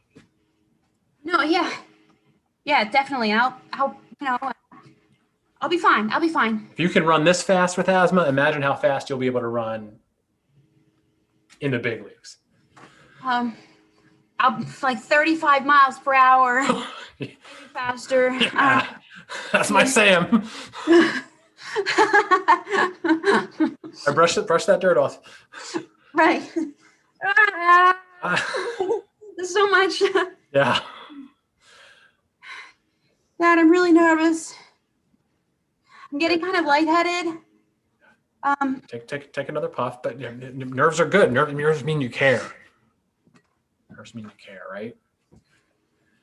Now. I just feel like I heard you and Mom talking this morning about, how you really wanted to impress the other dads, and Helen. What do you mean you hear? I know what you're talking about. Oh, I just want to see you do great. Yeah. I'll do my best. Tom's Cut to the snack bar with Jenny. Abe. Listen, I updated my spreadsheet. I've got all the most recent rankings. I'm just gonna sit on them for a little while. I think these kids need a couple more weeks. Yeah, I say they need a while. So, they still, no one's really standing out just yet. My humble opinion, I've only been around for as long as you. They're playing the video games. They're better video game baseball than they are at real baseball because they're sitting inside playing the video games all day. That's true. That's the problem. They come out here, they sneeze, they don't like it. They think they're hot and sweaty. They get sweaty playing video games. My kid does. Oh yeah. Yeah, she starts to sing. She doesn't even realize it. She's not running around. And back in our day, we threw up. We ran around so much. Oh yeah. We ran around so much. We drank nothing but soda, warm. Ate Swedish fish that had been sitting out on the sun all day were basically melted, and we became big, strong men. And these kids, I don't know what's going on with them. Warm Dr. Pepper is better than cold Dr. Pepper still, or Dr. Mount. What? Listen, Gabe, I did want to tell you, I'm not gonna be able to accept bets this year. They found out about the pool last year, and as commissioner really didn't really like the idea we were betting on the kids. I know. I told him we've been doing it for years. I still have that piece of paper from your uncle betting $50 on how many runs I would score. I know. Yeah, he bet on you, not on me. I mean, he's still my uncle, but fuck. Yeah, so we're just gonna have to, I'll probably be able to get something going on the down low, but I want it to look good for a while and only have like the people I know involved in it, because well, that includes me, right? Oh yeah, you. I think the problem is I think Sam was told on me. I think he's the one who did it. Because I bet against his kid socks. I can't. His kid socks. I love Sam, but that little kid, cute as hell. Sweetest thing. That's Belinda and Taylor in the dugout. Thanks for letting me eat orange slices with you, Miss Belinda. You're so cute. Come on. Let's go, Timothy. Let's go. Pick it up. Oh. Oh, sorry. Yeah, Taylor, don't. Here. Here's a napkin for you, honey. Oh, thank you. Is your mom doing okay? Yeah, she dropped me off here so she could, just have the day to herself. She says it's good for me to get fresh air. Timothy, that's a good one. That's a good catch, son. You're doing great. My Timothy is so great. What position are you playing this year? They got you being the ball person? I just stand out there. It's probably best. I'm not really very good at softball, but it's okay. Yeah, it's okay. Timothy, great. I'm sorry, what, honey? Oh, no, it's okay. Yeah. Timothy, great job. Great job. Timothy's really lucky to have a mom that comes to all his games. Yeah, he's gonna be a great athlete. He's already a great athlete. He's gonna go to the major leagues. You should. What other things are you interested in, Taylor? Like maybe baseball isn't quite your thing, Oh yeah, well, I like computers, and I like games, and I like math, and but really, I really like biology. Ooh, you know what? I think maybe you should think about being maybe like the sports analyst. Like you can collect all the scores and put them on a spreadsheet. Like maybe you should do that. You can create a software like a baseball game. Like, Wow. why doesn't your mom push you more to that? Because now you see how Timothy's running. He's built for this. You, my dear, are built for something else. Oh, Really Sandy and Dusty. I'm sorry. Oh, cut to Sam and Gabe behind home plate. Yeah, again, I think the kids are ready for a Thompson strike zone. An inch and a half on the corners, and chest letters to kneecaps. Let's make them work for it. I think they're ready. Really? Yeah. Really? I see a lot of games. I see this particular team a lot. I also see the Tornadoes. I see the Falcons. I see the Salamanders. The Manders. The Manders. I mean, I'm all about pushing kids, but at the same time, push it down, right? Let's make them throw. I've been working with Sam. I've been working with Sam Jr. I think you're going to see painted corners all day. Really? Yeah, I know. I shouldn't favor my kid and let them pitch, but I'm groundskeeper, coach, dad. I basically do it all. So, I'm just looking out for everybody. You got to push the kids. You got to push the kids. Yeah, but push them so far that we have just tied 0-0-0-0 goose eggs across the league. No, what are we gonna bet on then? Like how many swings it takes until somebody actually knocks them out and puts them on the bench? Let's talk about pitcher stools, right? 1-0 games are the backbone of the 60s and 70s of MLB. The dead ball era. It gets a bad rap. Yeah, it's not exciting though. It's beautiful. When you watch it on TV and you can see everything all close. I mean, I get to see things close up, but look, Sam. What? Sam Jr. shouldn't be pitching. Sam Jr. has no business. What are you talking about? Just parent to parent, person who watches a lot of these. Sam has no business. It's the cornerstone of a team. This is why you're reffing. Sam is on the verge of the breakthrough. The hours that Sam is putting in, the breakthrough is imminent. Cut to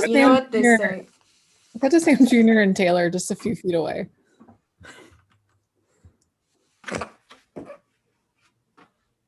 Do you know what they're talking about? I don't either.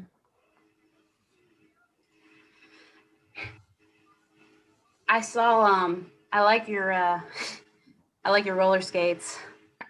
Oh, thanks. Yeah, they told me I could do whatever because it's not really important for me to be here anyway, so just figured I'd wear them. That's really cool. I wish I could rollerblade with you. Oh, sure. Yeah, it's next Sunday.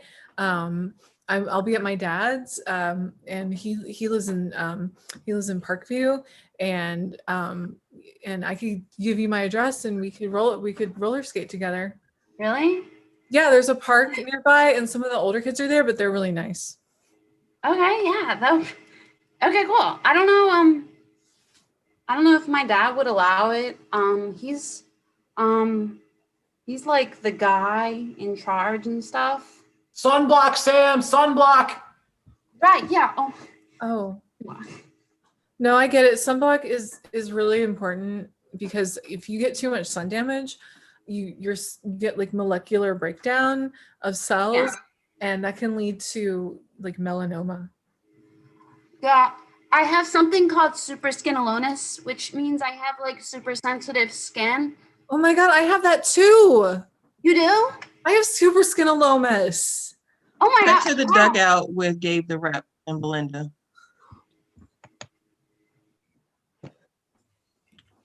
Listen, Gabe the rep. Mm. All right, the ref, whatever you are. I don't give a fuck. Yeah. I don't want you fucking around this season. Umpire. Okay, Timothy. Yeah, it's whatever. Timothy is in top physical condition this year. He is. Do not fuck around with your calls. All right. I watched you last season. You go really soft on all the other ones, and you come really hard on Timothy. Do not fuck around with him.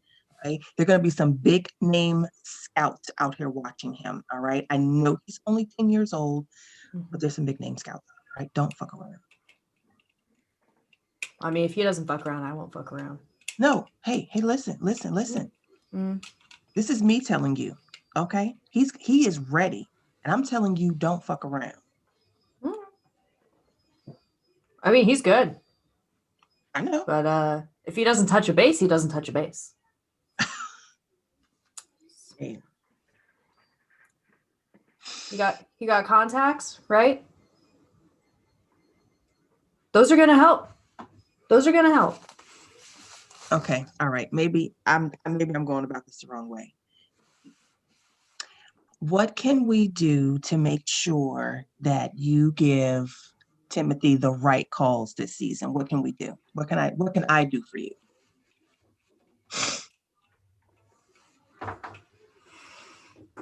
Oh. Belinda, there are so many things I want to ask of you.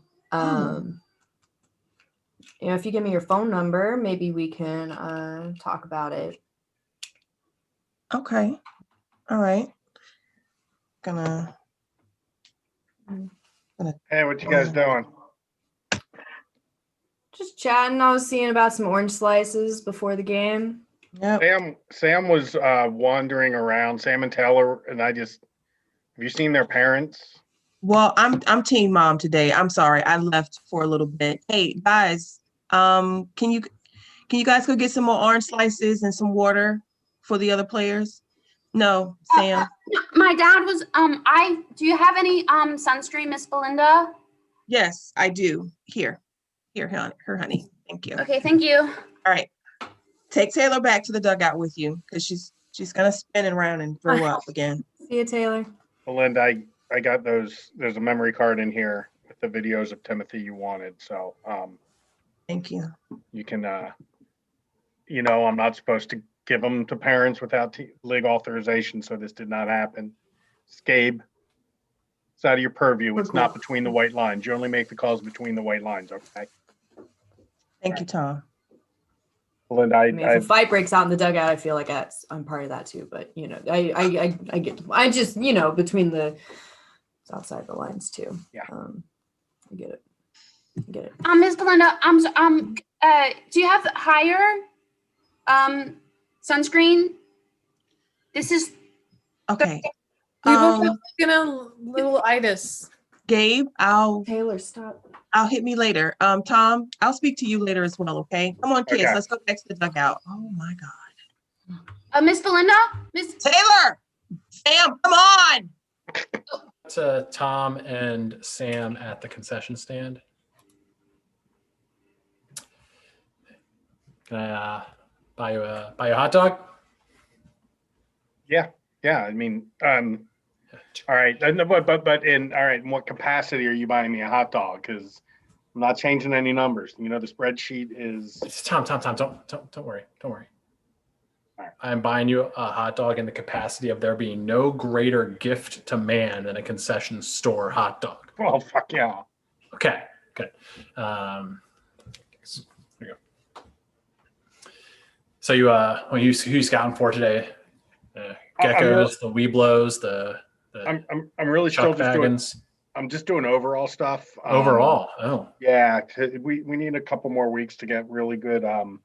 Eastern really good League under 13. Yeah. I mean, it's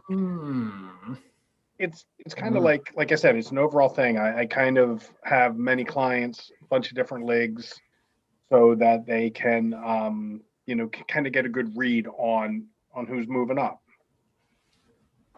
You're the man with the ear to the ground and the. Yeah. Look at you, Tom.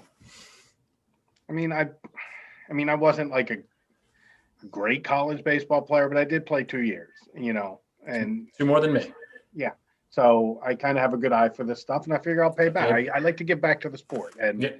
you know, that's why I do the scouting, because it is just straight up.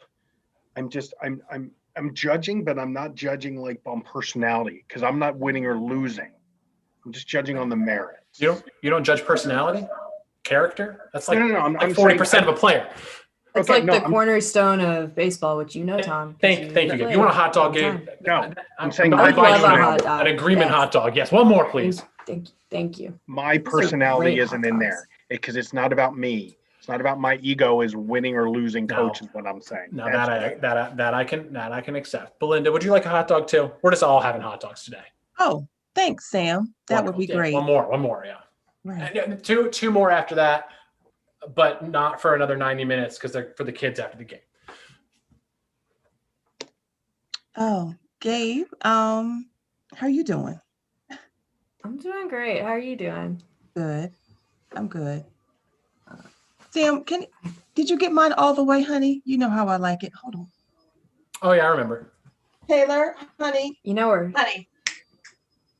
You know her Stop. hot You're dog. gonna hurt order? yourself. Okay. Yeah. All right. Wait. I'm sorry. I don't know. I bought her hot dog last week. I don't know why that kid is still playing. I mean, I love her. She's a sweetie, but why does her mother keep doing this? It's a waste of everybody's time. Yeah, some people, have like a relationship and just want to see the kid occasionally, and maybe the kid doesn't know that their father's here. Okay. Miss Belinda, I brought you some flowers. I found You are such a sweet child. Thank you. So sweet. You're welcome. Sweet. Yeah, That's really sweet. Gabe, can I see you in like 10 minutes? I'm gonna take Taylor back. I got to touch up the chalk lines. Okay. Thanks, Sam, for the hot dog. Yeah. Thank you. Say father?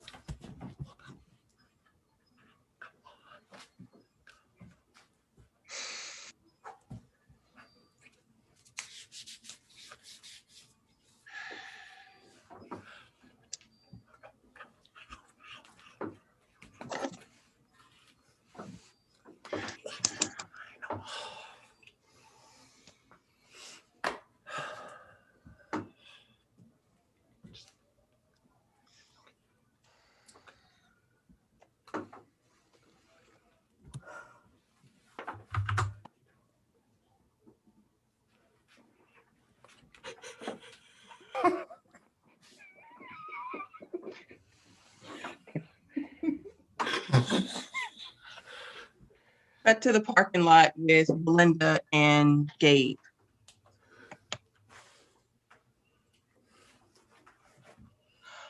Whew. Well, thank you so much for that. Thank you for that. Yeah. So, thanks for that. We won the game today. So I hope you were pleased with my performance, because I was pleased with yours.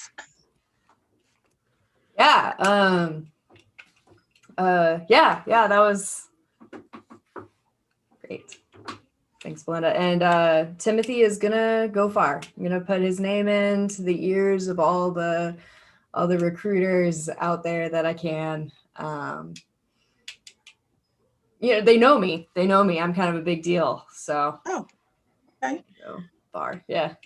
Good. So what are you doing after this? You wanna go grab something to eat? Yeah, with just you, with I mean, Timothy just got done playing Oh, well, I can drop Timothy off at some of his friends' house. They probably want to throw some balls around. So, it's always oh God. Whew, yeah. So yeah, no, that'd be cool. That'd be cool. Are you sure? Because you seem. Am I making it weird? Let me know if I'm making it weird. Because no, I don't know. I don't know what would be weird.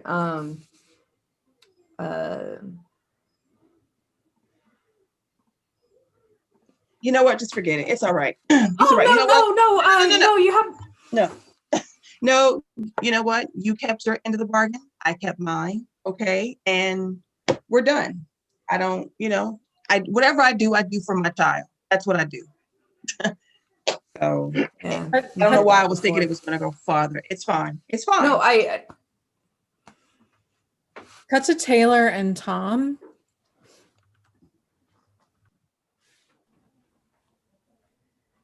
And so after you get done with that, then you go to the next level, and sometimes there's like fire. Oh. Yeah.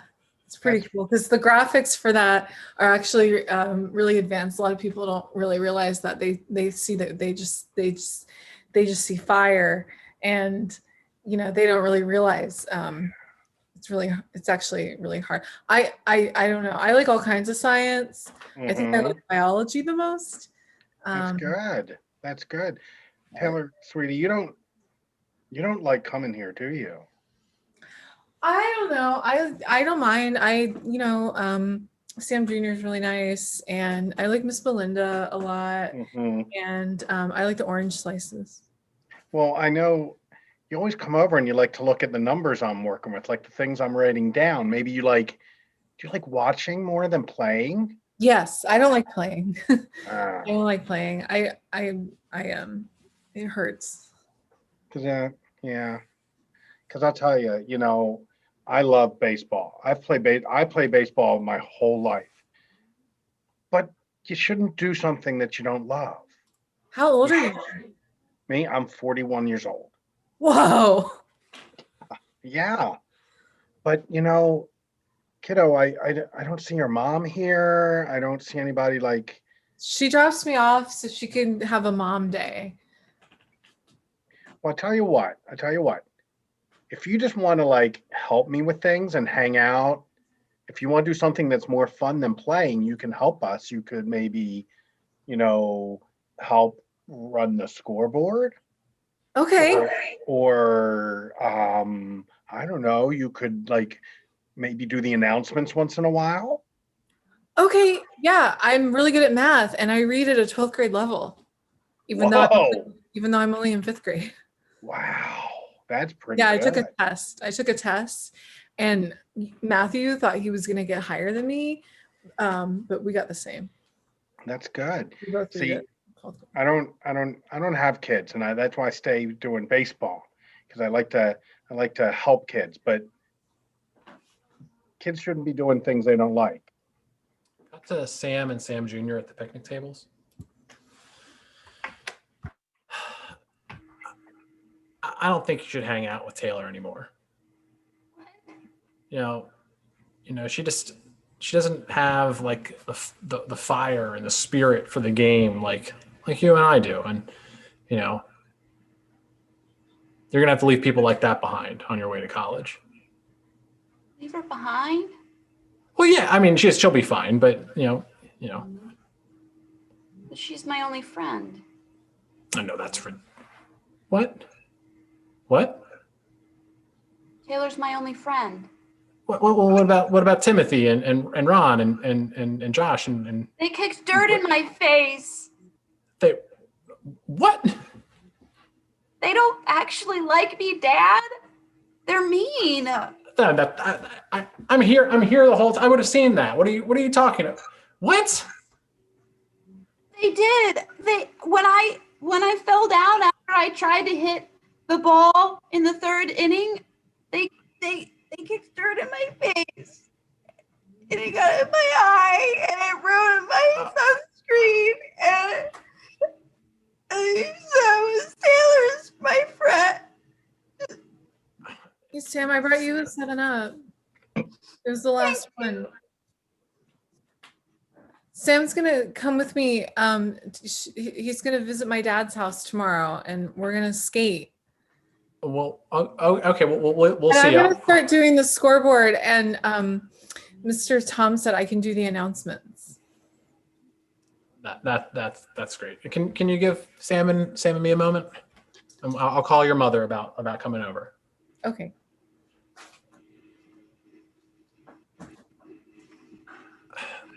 I almost hit a home run, Dad. I almost hit it. Cut to Belinda and Tom in the dugout. So, yeah, I told her she didn't have to play because, we can't tell what's going to happen when the bad kids are in the game. We need only the good ones. That's what I'm doing. You know what? Whatever, Tom. What do you know about Gabe? What do you know about him? I don't know anything. I mean, seriously, he and I have been working in this league together for, like 15 years, and he's never gone out for beer after. He's really vague when I ask him any questions about his life. He's a good umpire. He is. He actually is a good umpire. But I don't know. Tom, how long have we been out here with these? I mean, Yeah. Timothy's been playing. This is my second kid playing Little League. My other, he's playing college ball now. And, you've seen me. Divorced. And am I not sexy, Tom? Am I still Belinda. not? Belinda, oh, come on, please. Don't even go down that road, okay? Don't even go down that road. So let me guess. Something happened with you and Gabe, and come on, Belinda. Every year it's a different. Every year. I don't judge you. But don't get hung up on somebody like Gabe, okay? I don't know what happened this time. I want the best for my kids, and I will do anything to make sure that my kids get ahead. Those new shirts we gave the umpires, that's why you notice them now. We got them new uniforms, and you're just blinded. Listen, you stick to watching the kids. I'll stick to scouting the kids. Don't you? All right. You know what, Tom? What? I don't, Tom, I like that shirt on you. What is wrong with me? What is wrong with me? That's a Taylor and Gabe in the parking lot. Hey, Taylor, right? Yeah, your mom should be coming to get you pretty soon. Yeah, sometimes she has car trouble. Yeah, that sounds like her. She doesn't really take care of her stuff. I don't mean to disrespect your mom. She just, she's got her mind like on other things. Always. So I just thought I'd hang out with you and see if I can.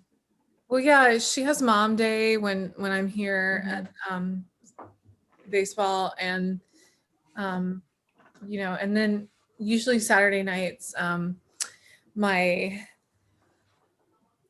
mom's friend's daughter Stacy comes over and babysits me, and then they go out. So she's pretty busy.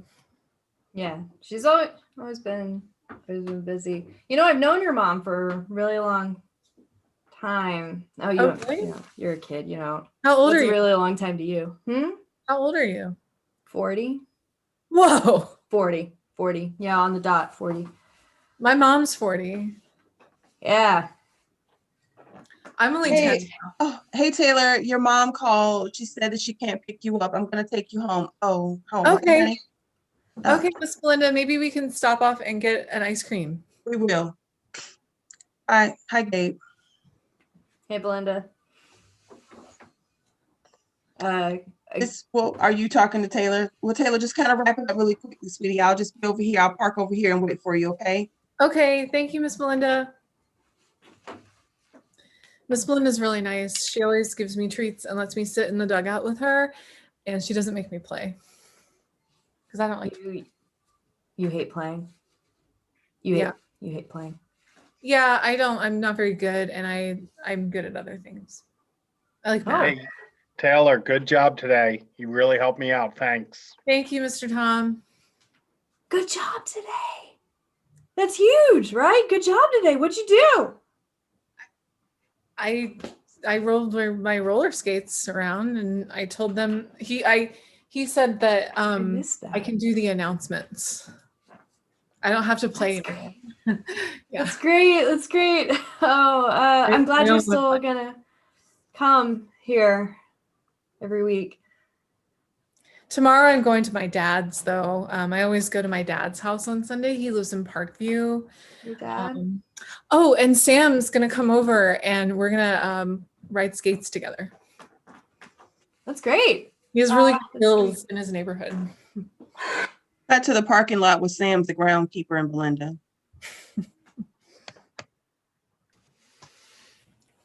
Listen, Sam, okay? You know, I'm just going to cut to the chase, all right? Give your kid a break. Sam is a great kid, all right? But this is not the game for her, all right? This is not the game. You called me over here to talk about Sam Jr.? Yes. I saw you and Gabe kind of. Sorry. What does that have to do with Sam Jr.? What does that have to do? Nothing at all. No, I misread your. You went like this. It was a little like suggestive. Okay. My mind is all over the place. I'm sorry. I'm sorry. Listen, I know you think you know me, all right, because you see me out here every weekend and saying we have a good rapport, all right? Yes. I'm here for my kids. I'm here for the kids. Me too. That's all. I'm here for Sam.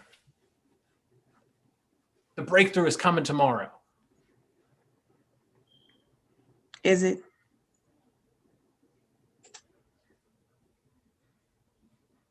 There may be other things that Sam is interested in.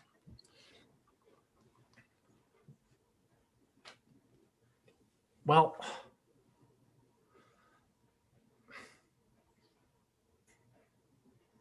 I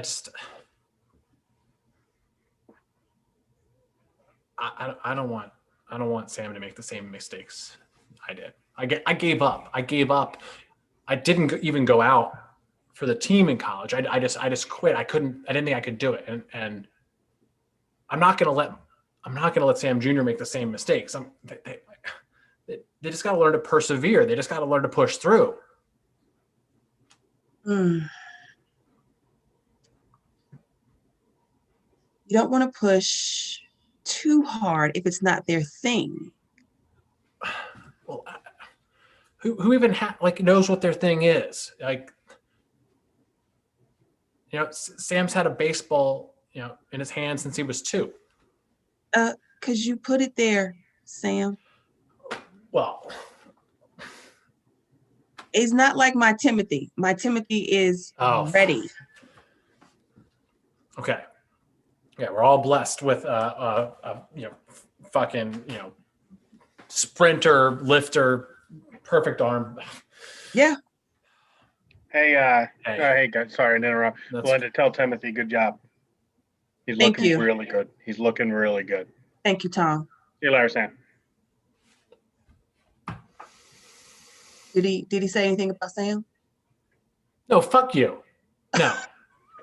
I heard the silence. Yes, I understand that nothing was said. Wait, you enjoying this? Is this fun for you? Yeah, actually it is. Mr. Sam, Miss Belinda, I'm so sorry. Me and Sam were over there playing and I let her try my roller skates and she was rolling around and she fell and she hurt her hand kind of bad. Come on, let's go. Oh, let's go. Let's go see about her. Oh my God. Cut to there. Look, I have a first aid kit. I am a capable adult. I will go and get it. I'm so sorry. I And thought do that. It's I thought okay. it'd be okay because we were about the same size. Sam, can you get up? Are you okay? She felt kind of hard. I can see that. Sam, talk to me. Sorry, Dad. No, it's fine. Just I'm sorry, Sam. Okay, Sam. hold it up. Hold it up. It's okay. I got the spray. Yeah, hold it up. Bleeding really bad. The sting is the sting. It's gonna hurt a little bit. It's okay. It's really bad. It's okay. Do I need to call 911? Do I need to call? No, I don't think it's that. I don't think it's that bad. It just looks like Under a bad control. We have capable adults. I'm so Who sorry. can raise kids. Sam was going to come over tomorrow and ride, and she just wanted to try out my roller skates really fast. It's okay. It's okay, Taylor. It's not your fault, Sam. It's just here. Just look at me. Look at me. Yeah. Good. Take a breath. Good. Look at me. It's okay. It's okay. There's nothing to worry about. Okay. Get the bandages out. Get the gauze pad. Okay. Good. Yeah. There we go. Oh, another shit. Okay. It's Dad, yeah. Yeah. did Sam. did I make you proud today? Yeah. You did. I did. Yeah. Let's get a hot dog and you can go over Taylor's house tomorrow and Okay. no, don't high five with that hand. Oh God, that's still really bad. Oh yeah. Let's wrap that up. We should probably go. Gabe, fix my hand. Okay. Gabe, hurry up. It's bleeding. It's okay. Take another breath. Gabe, stop dropping everything. Well, if they would make.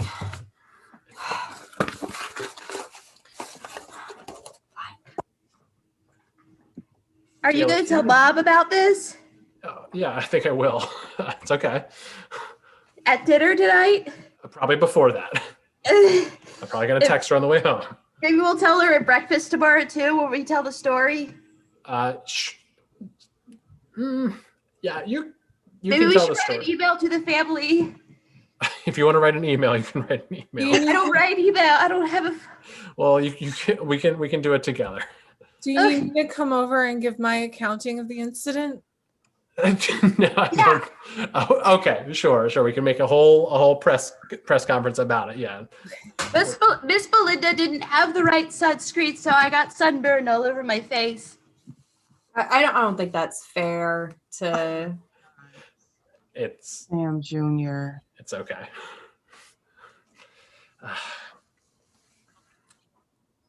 Maybe we can sign you up for a, computer camp or something, Sam, or rollerblading derby. Rollerblading. Yeah. I'll just stay here and keep the Gabe, grounds. hurry up, Gabe. Hurry up. Okay, yeah, just remember, Gabe's the one who went and got the kit. Yes, Thank good job. you, right? Good job, Kate. Thank you. Thank you. What are you writing down, Tom? You're scouting this first aid situation? You have to know how these kids are going to react under adversity, Sam. I don't think you have to worry about these kids and the chuck wagons or the Weeblos or any of that. Mr. Gabe, you'd make a good dad. Thanks, Taylor. Gabe, you did Everything great. good? You did great today. Thanks. Yeah, maybe I'll still get that chance. Miss Belinda, do you still have a crush on Mr. Gabe? Oh my God. Sam, Junior. Belinda, they hear everything we say. we're getting in the car now. Okay. I just like to do math. I like geometry. Yeah. You guys can do some some calculations tomorrow then when you're over at Taylor's house. Thanks for being a friend, Tom. Anytime, Belinda. We'll be back here next year.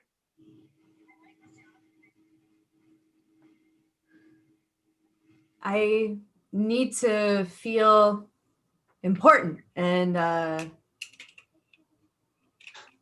they all make me feel that way. I'm glad Sam Jr. is coming over tomorrow because she's really nice and we're going to be friends and I don't have to play baseball anymore. Well, I gotta stay on as groundskeeper for the next 6 months, so that'll be fun on Saturday and Thursday and Tuesday. My dad's so proud of me. He's going to tell all of my family that I'm a professional baseball player and that I rock. Yeah, I'm mainly here for the really good kids, but there's other kids, some of them just need somebody to talk to. I would do anything to see my kids get ahead. And if I get hurt in the process, it's quite all right. But I'll do anything for my kids because my kids are going places. And I'm going to make sure that all the kids around me go places too. I missed out on, being a dad before, and now I kind of get it. Okay. Gabe is really nice. It'd be nice to hang out with him sometimes.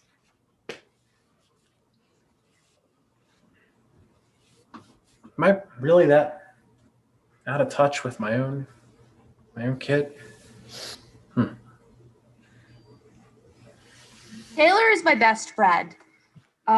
She and I are rollerblading professionals, and we are gonna start a rollerblading league, and my dad's gonna watch. Because when I'm telling the 10 and 12-year-old coaches who they want, you don't just need a big hitter or a great pitcher. Sometimes you just need a kid who has fun and makes everybody else enjoy their day at the park.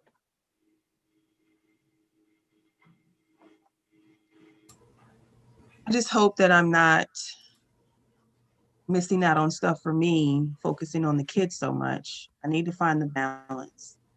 I need a good balance. Maybe I've been missing out a lot.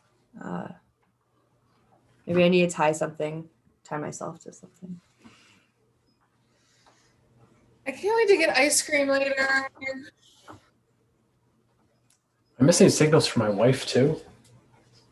Mr. Gabe sucks at wrapping hands up. My hand is still bleeding. But my dad is really proud of what I did. I rock. The reality is, we adults fuck it up for kids all the time. We should just let them play. I need to think about me. I need to think about me. I can't believe I'm the the coach and groundskeeper. I need to stay on top of the kids, but I also need to worry about I really We need to make sure they're having a good time. And Just And they're kind of Wow. when you're Does anybody when have you a keep touch everything like screen? a step gotta away. help them out. You don't bring Is my dad anything listening? so close, and I'll be right there, that's Sam. only your Dad. family, and she's and really good at it you because don't have she's really you're great. not tied into She's got her anything. hand today, and Dad she needs wasn't even sunscreen. crying. Like she didn't even really look like she was crying. When it like we're gonna be best friends. hurts, and then you make it feel better, then that's, I don't know, that brings something. And that's our show. Hey! That was a very extended Little League experience. We hope you enjoyed it. We hope it brought to mind some of the best and the worst of your youth sports experiences. The Little League experience. Certainly did for me. I am not missing refereeing youth wrestling this one. Nope. Thank you all so much. We have been Dreamweaver. We will be back again sometime soon on Highwire Improv. If you want to find the rest of the schedule for 2021, you can do that on our website, highwireimprov.com. Please stick around for Sandy Bernstein comedy in just a couple of minutes here, and have a wonderful night. Enjoy the New Year's. If you have nothing to do tomorrow, check out our YouTube channel. We've got like 150 videos of things we've done in the past. They're still funny. They didn't get less funny because they were recorded. It's amazing how that works. Yeah, it's really great. So have a wonderful night, and we will see you all very, very soon. Stay safe, everyone. Happy New Year. Happy New Year. Year.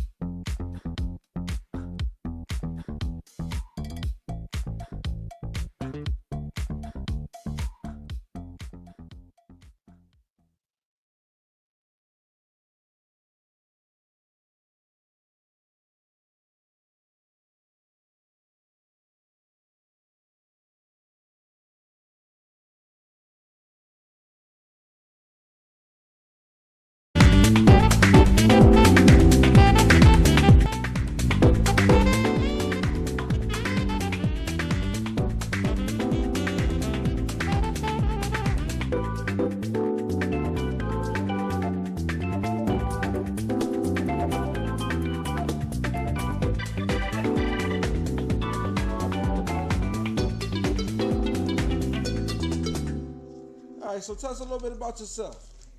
Well, let me see. I started doing comedy about 4 years ago when I was 53 years old. And I sort of did it on a dare. I never had any intention of doing it. But I was in a meeting at work, and Human Resources was having a talent show. And I was one of the writers on staff to promote it. And I started making wisecracks, like, who wants to commit career Harry Carey? And my boss was in the meeting. And then one of the person in HR said, that's it, we're signing you to do stand-up comedy. And my boss says, oh, well, you need to do a stretch project for your performance review. So I'm like, okay, fine. When I go down in flames, you're the one who's going to have to write the performance improvement plan. So yeah, I did it as a one and done thing, but as soon as I got up on that stage and I heard people laughing, I was hooked. That's okay. Yeah, now I understand what drug addicts go through. So tell us, what made you get into comedy? What made you just do it? Well, just getting on that stage and hearing people laugh, it just grabbed me. Before I got off that stage, I was wondering where the next place I could get it from. I hear that. Yeah. So how long you been doing comedy? About 4 years. About 4 years? Yeah. So in your 4 years of comedy, what is one of your most embarrassing moments? Oh gosh, I have so many of them. Let me think about this. Oh man, there's so many. I'm trying to think of a specific one that comes to mind. I know one time I was, the first time I ever hosted a show, it was for my mentor, the Fat Doctor. And we were at this place in Parkville called McAvoy's, and I just did a really crappy job, and people were like drowning me out, you know, so that was kind of embarrassing. Okay, all right, I hear that. So what do you feel most proud of in your 4 years of comedy? Oh man, that's another tough one. I don't know. It's like every show is like a new start. I had a good show tonight. I don't know. I just feel a lot of pride when people like you say such nice things about me. And I feel a lot of love in the community. So I would say that that's kind of like a big highlight. Okay, I hear that. So, can you tell us one of your most defining moments in comedy? My most defining moments. Wow. I don't know. I think it was probably taking the stage here at What's So Funny and just like, feeling all the warmth and support of everybody and everything, It's defining. It's just making you want to continue on. Just keep Yeah, on doing. Exactly. Yeah. I hear that. So if you wasn't doing comedy, what else would you be doing? Gee, I don't know. Just working my day job, But comedy's really sort of put a new focus on my life. I really, I'm very focused on my goals and things and being creative. So. And what are those goals? Just to keep getting better, and I'm probably going to be retiring within the next 8 years, and I want to be able to do this in my retirement. I hear that. Okay, I hear that. So how do you spend your free time? I don't have any. I'm just doing this shit all the time. But it's a joy. So I'm enjoying myself. Okay. And I do go to the gym. I do lift weights and stuff like that. Right. So hashtag Fit Bitch Friday. You'll see me. So name 5 comedians that inspire you and why. Okay, I don't know if I can get up to 5, but Lenny Bruce. I grew up listening to Lenny Bruce. My parents were huge fans, and he broke all the rules. He really blazed a trail. And then, of course, Richard Pryor. He's like one of my favorite comedians. Because he brought his pain on stage and made it just funny as hell. And I also have a huge amount of admiration for my mentor, the Fat Doctor. Let's see, there's some female comedians I have a lot of admiration for, Sarah Silverman. She's pretty fearless. People are gonna laugh at me, but hey, I like Ellen DeGeneres. Right. Some people say I dress like her. It's not on purpose, and I'm sure there are other people that I'm not even remembering that, 5 minutes from now, I'm going to be like, damn, I meant to mention that person, Actually, locally, there's someone, not locally, but in the region, someone named Missy Grinkowitz. And one day, sort of early on in my comedy career, I went to see her, and I was like in a really dark place. And she was so funny, it was like it lifted a cloud, and I suddenly felt better, and I thought, if I can do that for people with my comedy, that would make me really happy. I hear you. Yeah. I hear you. So being in the game for 4 years, what are some pointers you would like to give to a new up-and-coming comedian? First thing is to be patient.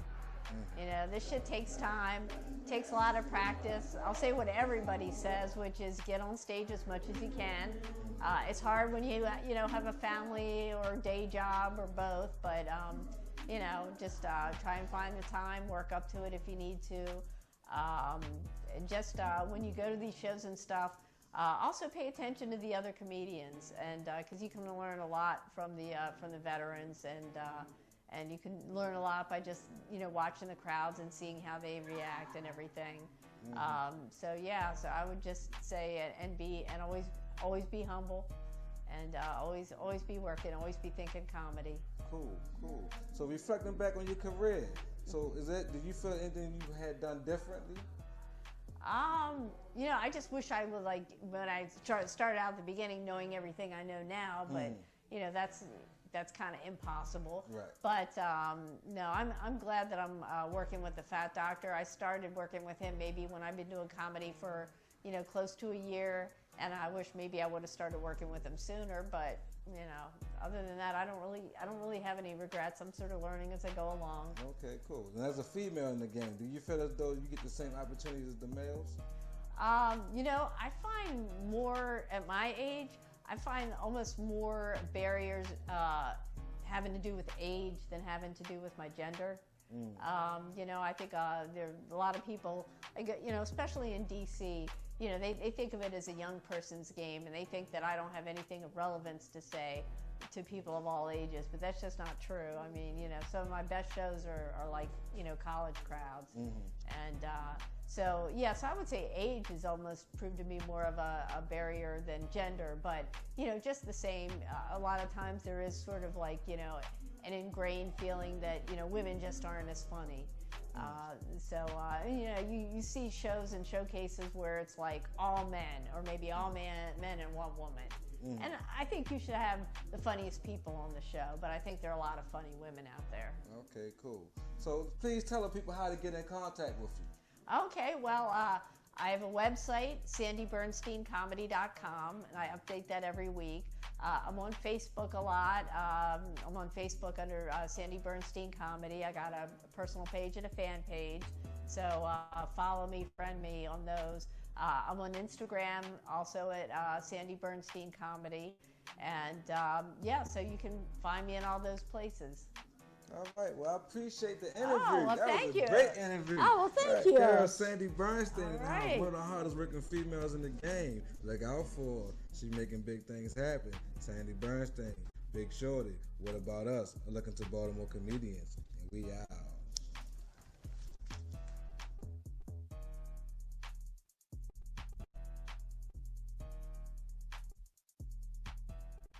My name is Sandy Bernstein. I'm 59 years old and I suffer from PTCD, post-traumatic cookie disorder. Every year my mom baked cookies as Christmas gifts, but the only ones we got were broken, dropped, or deformed. So as an adult, I am obsessed with cookies. To me, it's better than sex. I get complete satisfaction. There are no performance issues. I know how long they're going to last before I even get started. I can toss them if they're too old. I don't have to talk or listen. I don't have to shower before or after. All I have to clean up are the crumbs. I might gain a few pounds, but at least it's not from getting pregnant. I could develop diabetes, but beats a yeast infection. But I think the number one thing I love about cookies is that I can try one of each kind and not be called a slut. But, you know, I really do need to start finding joy in things other than sweets, especially now. I mean, ever since quarantine, I feel like I've been living in a flop house. I really need to start wearing bras again. I mean, I used to love a good bra that would make my boobs look even. That would bring me joy. Or the way my husband stimulates me every morning. His coffee is amazing. Or getting hot and wet. My shower has great water pressure. But you know, I keep coming back to the cookies. My husband loves them too, because if my mouth is full, that means I'm not talking. I'll tell you though, in the Bernstein household, Thanksgiving was kind of a scary time because I was doing all the cooking. Okay, I mean, it has been years since I cooked a turkey. And let me tell you, the whole turkey and the brine almost ended up on the floor. Because this idiot at Safeway told me that a cooking bag was the same thing as a brining bag. That is not true. I was just supposed to put the turkey in a garbage bag. I mean, I actually had the bag in my hands, but I noticed that it was scented. So, yeah, so I made do with the cooking bag. I lost half the brine, but you know, the turkey turned out great. I was amazed. And my husband is a very tough critic. He actually was like tasting each thing going, oh, this is good. I was like, try not to sound so surprised. Really? So like right before dinner, I'm in the dining room clearing off the table because now that I work at home, my office is the dining room table. So he's like, what are you doing? I'm like, well, I'm getting ready to set the table. He's like, there's no TV in the dining room. Yeah, your point? He said, well, how are we supposed to watch TV? I said, we're not. This is Thanksgiving dinner. I said, we're going to eat here in the dining room, and we're going to discuss our feelings and the future. You should have seen the look on his face. I've never seen that man so scared before in my life. I mean, because, you know, normally we just sit in front of the TV, but I was like, I did not spend 2 days in the kitchen to sit in front of the TV and eat. So when it came down to eating the meal, he really had nothing to worry about, okay? Because I was too busy stuffing my face to say 2 words to that man. I mean, really. Oh, gosh. I'll tell you, he is my second husband. I definitely prayed it up. By a round of applause, who in here is married? Anybody? Okay. All right. Anybody here still in their first marriage? Round of applause. Okay. Anybody on their second marriage? Okay, well, I guess it's just me then. Okay, so yeah, so I definitely traded up when I remarried, you know, because okay, this one's an older model, right? But he's low mileage, low maintenance, and he burns a lot less gas. Yeah, notice how I made a clever fart joke. Well, speaking of old farts, he is 10 years older than I am. Yeah, but I don't consider myself a trophy wife. I'm really more of a geezer pleaser. Yeah, so, yeah, he's not a big fan of my comedy though. Like when we're out walking and I want to try out a new bit on him, he'll speed up until he is so far ahead of me that I have no prayer of ever catching up with him. So consequently, I never get to run jokes past him. Yeah, so, you know, I have to tell a few groaners because that sets the bar low. It makes my comedians look so great. Anybody ever been in a relationship where your significant other takes like inappropriate pictures and then posts that on social media? Anybody? Am I the only freak in here? I thought so. Now, my husband's been doing a lot of that lately, you know, and you know, I asked him to stop, but in his defense, I did encourage it at first, okay? I mean, I thought it was fun. Until people began inboxing me. They're like, Sandy, how do you keep the weight off? It's amazing you don't weigh 500 pounds. Now, I see some confusion here. Let me explain. When I say that he is posting inappropriate pictures of me, I'm not talking about like naked photos or videos of us being intimate. I'm talking about pictures of me eating dessert. I mean, I'd almost rather he post the naked pictures than the naughty videos. I even told him as much. And he was like, sweetheart, why would I post videos of us having sex? That would be stupid. You look so much happier when you're eating. You know, I ought to just give up dessert entirely, but I'm weak. He keeps pulling me back in. Like today, right before I came up here, he texted me and he said, I cut you a piece of cheesecake and I'm setting up the tripod. But, yeah, I need to resist, because actually I did used to be like 50 pounds heavier. I'm a lifetime Weight Watcher member, so give it up for me. It works, I'll tell you. But, yeah, but sort of in a related note, I was going to talk about the Girl Scouts. Now, before I go any further, do we have any Girl Scouts here? Troop leaders, den mothers, whatever you call. Okay. Ex-Girl Scout. Ex-Girl Scout, okay. Well, keep in mind, these are just jokes here, okay? Let me tell you, those Girl Scouts and their cookies, they are out of control. They are savage. You want to know where they were set up last Saturday? I'll tell you where. In front of the Weight Watchers. We talk about dirty pool. So I'm like actually like walking into my meeting when one of the little girls stops me and asks me if I want to buy some low-fat cookies. I'm like, I'm sorry, sweetheart, but I don't bring cookies of any kind into my house. And she's like, well, that's okay. You can buy some boxes and we'll donate them to Children's Hospital. And I thought, way to take on pediatric type 2 diabetes, Girl Scouts. I didn't say that. I'm not a mean person. Instead, I said, you know, you ought to set up at the other end of the shopping center in front of the medical marijuana dispensary. Yeah. I mean, did you hear about that Girl Scout in San Diego? She sold like 300 boxes of cookies in 6 hours, right? And one of the mothers said, that's not the message we want to send to our girls. Okay, wait a minute. Let's review here. It's wrong to sell cookies to stoners with the munchies, right? Yet it's perfectly acceptable to try pushing them on people struggling to lose weight and sick kids. That makes no sense. But I'll tell you what, I went back there the next day and they were no longer in front of the Weight Watchers. That's because they had moved into the lobby of the LA Fitness. Savage. But you know something, ironically, I have to take all those boxes of Girl Scout cookies that I did end up buying and mark them up 50% so I can sell them at a profit in front of the weed dispensary on Saturday. Hey, it's a win-win-win. Like, you know, the Girl Scouts get to sell their cookies, I get to make a small profit, and the stoners get their munchies. right? Now, don't judge me. The Girl Scouts are giving me a merit badge for that. And I got this great idea involving Sandy Bernstein, the goddess of one-liners, goddess of humor Carol Johnson, and the god of gangsters and gangster of comedy Tony Viagra, and the first ever comic three-way. I chose that instead of gangbang because I thought three-way was more of a classy innuendo. Let's listen to them share some advice, some past experiences, some do's and don'ts. Here they are in a show I call Boom Boom Confessions.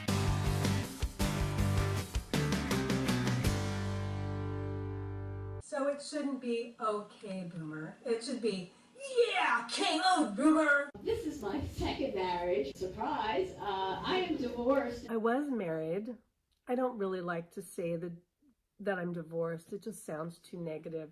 I really prefer to think of myself as free range.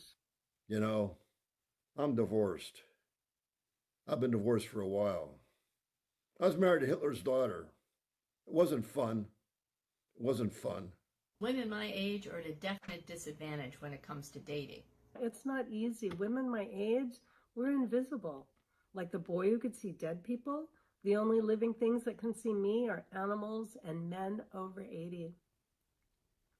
But, you know, I'm not letting that stop me. I'm on some of the dating sites. I joined Tinder. So I like to meet a lady, have a relationship with a lady. So I've been trying Match.com. And Match is such a tease. And eHarmony. And eHarmony, forget that. E's got to stand for extortion. It's so expensive. And they're expensive, so I've been pissing away money. For what? For what? To meet fucking assholes. I'm spending all this money to meet fucking assholes. It's crazy. But so far, the only swipes I'm getting are from my cat. Young people have a lot of dating apps. We have our time. But after looking at some of the profile pictures, I'm convinced it should be called Our Time Is Up. And there's my personal favorite, Our Time, with the hot date tip, the early bird special down at the senior center. The only thing hard on these guys is their hearing. And before we were all shut down, I did tell a few of the men that I still had my teenage son living at home with me. Boy, I didn't know men their age could run that fast. I've been divorced for about 10 years, and I've had a couple of girlfriends since, and that didn't go well either. One was very attractive, very crazy, very crazy. I once went out with a man who said he enjoyed long walks in the park, so I met him there. He showed up in a wheelchair expecting me to push him. Another one after that she was kind of attractive too, and really fucking crazy. In fact, she's had more divorces than McDonald's has franchises. I mean, yeah, younger women, they get unsolicited pictures of men's body parts. We get unsolicited pictures of their ancestors they want to fix us up with. And we didn't have Instagram. If you wanted to share a photo, you had to have film and a camera, take the film to get it developed, wait a week, pick the film back up, go home, address an envelope, have a stamp and an envelope, which means you had to know where the person was, take it to the post office. You know, and by the time it arrived, you probably changed your mind about sending that naked photo. And the worst part is you could never have photos developed again because the man that developed your film had already seen you naked. Man, you have to read between the lines on these dating apps. I mean, if they say they're financially secure, it means they're collecting Social Security. If they tell you they're active, could just mean they're ambulatory. If they say they're into heavy metal, well, they've had a hip replacement, or their wheelchair weighs a lot.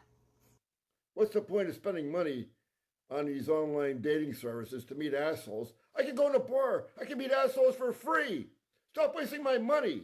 And say if you do hook up, you better hope it's on 500 thread count Egyptian sheets, because if you try to do a doggy style, his nuts and your nipples are going to get rug burn. And now that I've been on all these dating sites, my computer keeps mysteriously playing You Don't Need to Be Lonely with FarmersOnly.com. Yeehaw. Yippee-ki-yay, motherfucker. I would totally watch so much more of that. Do you guys have Trader Joe's out here? Does anybody go to Trader Joe's? Okay. Well, yeah, they got them around my way, and it's always crowded there, and the parking lots are a nightmare. But I really like their roasted almonds. I usually go in there every couple of weeks. I get a bag of the dry roasted almonds, right? So I like to have a little bit of fun when I go in there, So I'll flag down one of the dudes in the Hawaiian shirts, one of the crew members, and I'll be, "Excuse me, sir. Could you tell me where I might find your nuts?" And, yeah, they're good sports. I usually chuckle at that, right? But I'm telling you, I think they're on to me. Because the last time I was in there, I was like, "Oh, excuse me, sir, could you tell me where your nuts are at?" And the guy just kind of smiled at me, and he led me down to the end of aisle 3, and he picks up a bag and starts shaking him in my face. And he said, "Oh, did you mean these nuts?" So we're fucking now. Yeah, I'm sexy and I know it. Yeah. So, anyway, yes, my name is Sandy Bernstein. Y'all looking good tonight, including the whites only section. All right. Yeah. So, anyhow, I was on season 7, episode 3 of Amazon Video's Comics Watching Comics. Woo! Maybe you should hold your applause because the show should have been called Comics Roasting Comics. Yeah, the nicest thing they had to say about me was that they were amazed that it was possible to have baggy jeans and camel toe at the same time. Oh, shit! Yeah. I mean, that was the nicest thing they had to say about me. It went downhill after that, believe me. Oh, but the thing that really got to me, the thing that really hurt me the most was that they gave me absolutely no credit whatsoever for my thigh gap. Fuckers. Man, talking about being ignorant, last week I went to an open mic that was for women and non-binary identifying individuals. Wait a minute. No, it's a big mouthful. I didn't even give you all the initials, but they wanted to know my preferred prefix and pronoun on the sign-up sheet. And I'm old school. This is all new to me. I didn't know what the hell to write. So I finally wrote down, bitch. Like bitch Sandy. Hey. But then I was kind of worried. I thought, what if they think I'm being disrespectful, So I changed it to Ms. Bitch Sandy. Yeah. I really don't want to hate on my ex too much, and I'll tell you what, my best friend Edie really helped me in that regard, because when I was going through my divorce, she was like, Sandy, it's okay to be hurt and angry, that's normal, but I don't want you to hold on to hatred, because that will just destroy you from the inside out. And I thought that was deep, and I'm like, well, what am I supposed to do with these emotions? And she said, I'll tell you what, don't you worry about hating your ex. I'll do it for you. I will be your designated hater. Okay, and I felt like a huge burden lifted off of me, and for years she was more pissed off at him than I ever was. And I think that's like one of the nicest things anybody's ever done for me. So give it up for my BFF. All right. And let me tell you, that was 15 years ago, and she is still on the job. Because she called me up last week and she said, hey, I'm starting a GoFundMe page for your ex. I'm like, what? Yeah, so he can go on vacation. I'm like, why would you do that? You got it. She goes, I'm hoping we can raise enough money to get him a one-way ticket to the Dominican Republic. You get 10 points. But I'll tell you something though. For real, ironically, I'm in the process of planning a tropical vacation with another friend. So my husband says to me, you're not going back to the Dominican Republic, are you? And okay, all the stereotypical Jew came out in me, and I was like, think of the deals! What deals? Y'all are freaks out here. I mean, all that shit you do, like eating ass.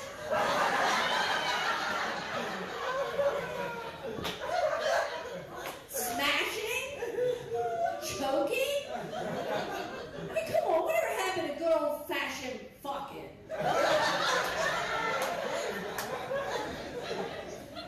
Okay, eating ass. How you gonna get that shit paid? Now look, my body has a certain amount of mileage on it, okay? We're not talking highway miles, we're talking city miles. stop and go, potholes, speed bumps. No way. I got hemorrhoids, okay?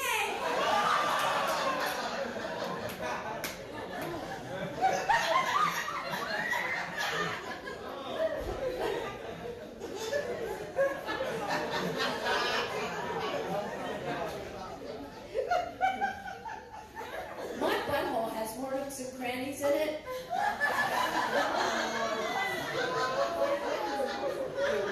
than a Thomas's English muffin.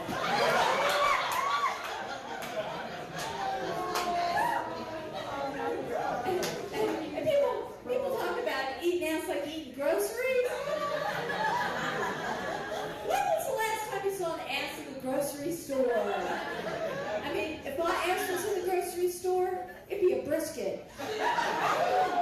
A little dry, but definitely delicious. No, I'm sorry, but I think eating ass is disgusting. I do. And look, my clitoris is not located in my anus. So it's also a huge waste of valuable tongue time. And, yeah, okay, you hear me? And smashing? Oh, come on, that's something you do to cockroaches. I mean, to your cheap boyfriend's car windows, or to a piñata. I'm sorry, but this pussy is not a piñata. Look, you hit this, you're not getting any candy.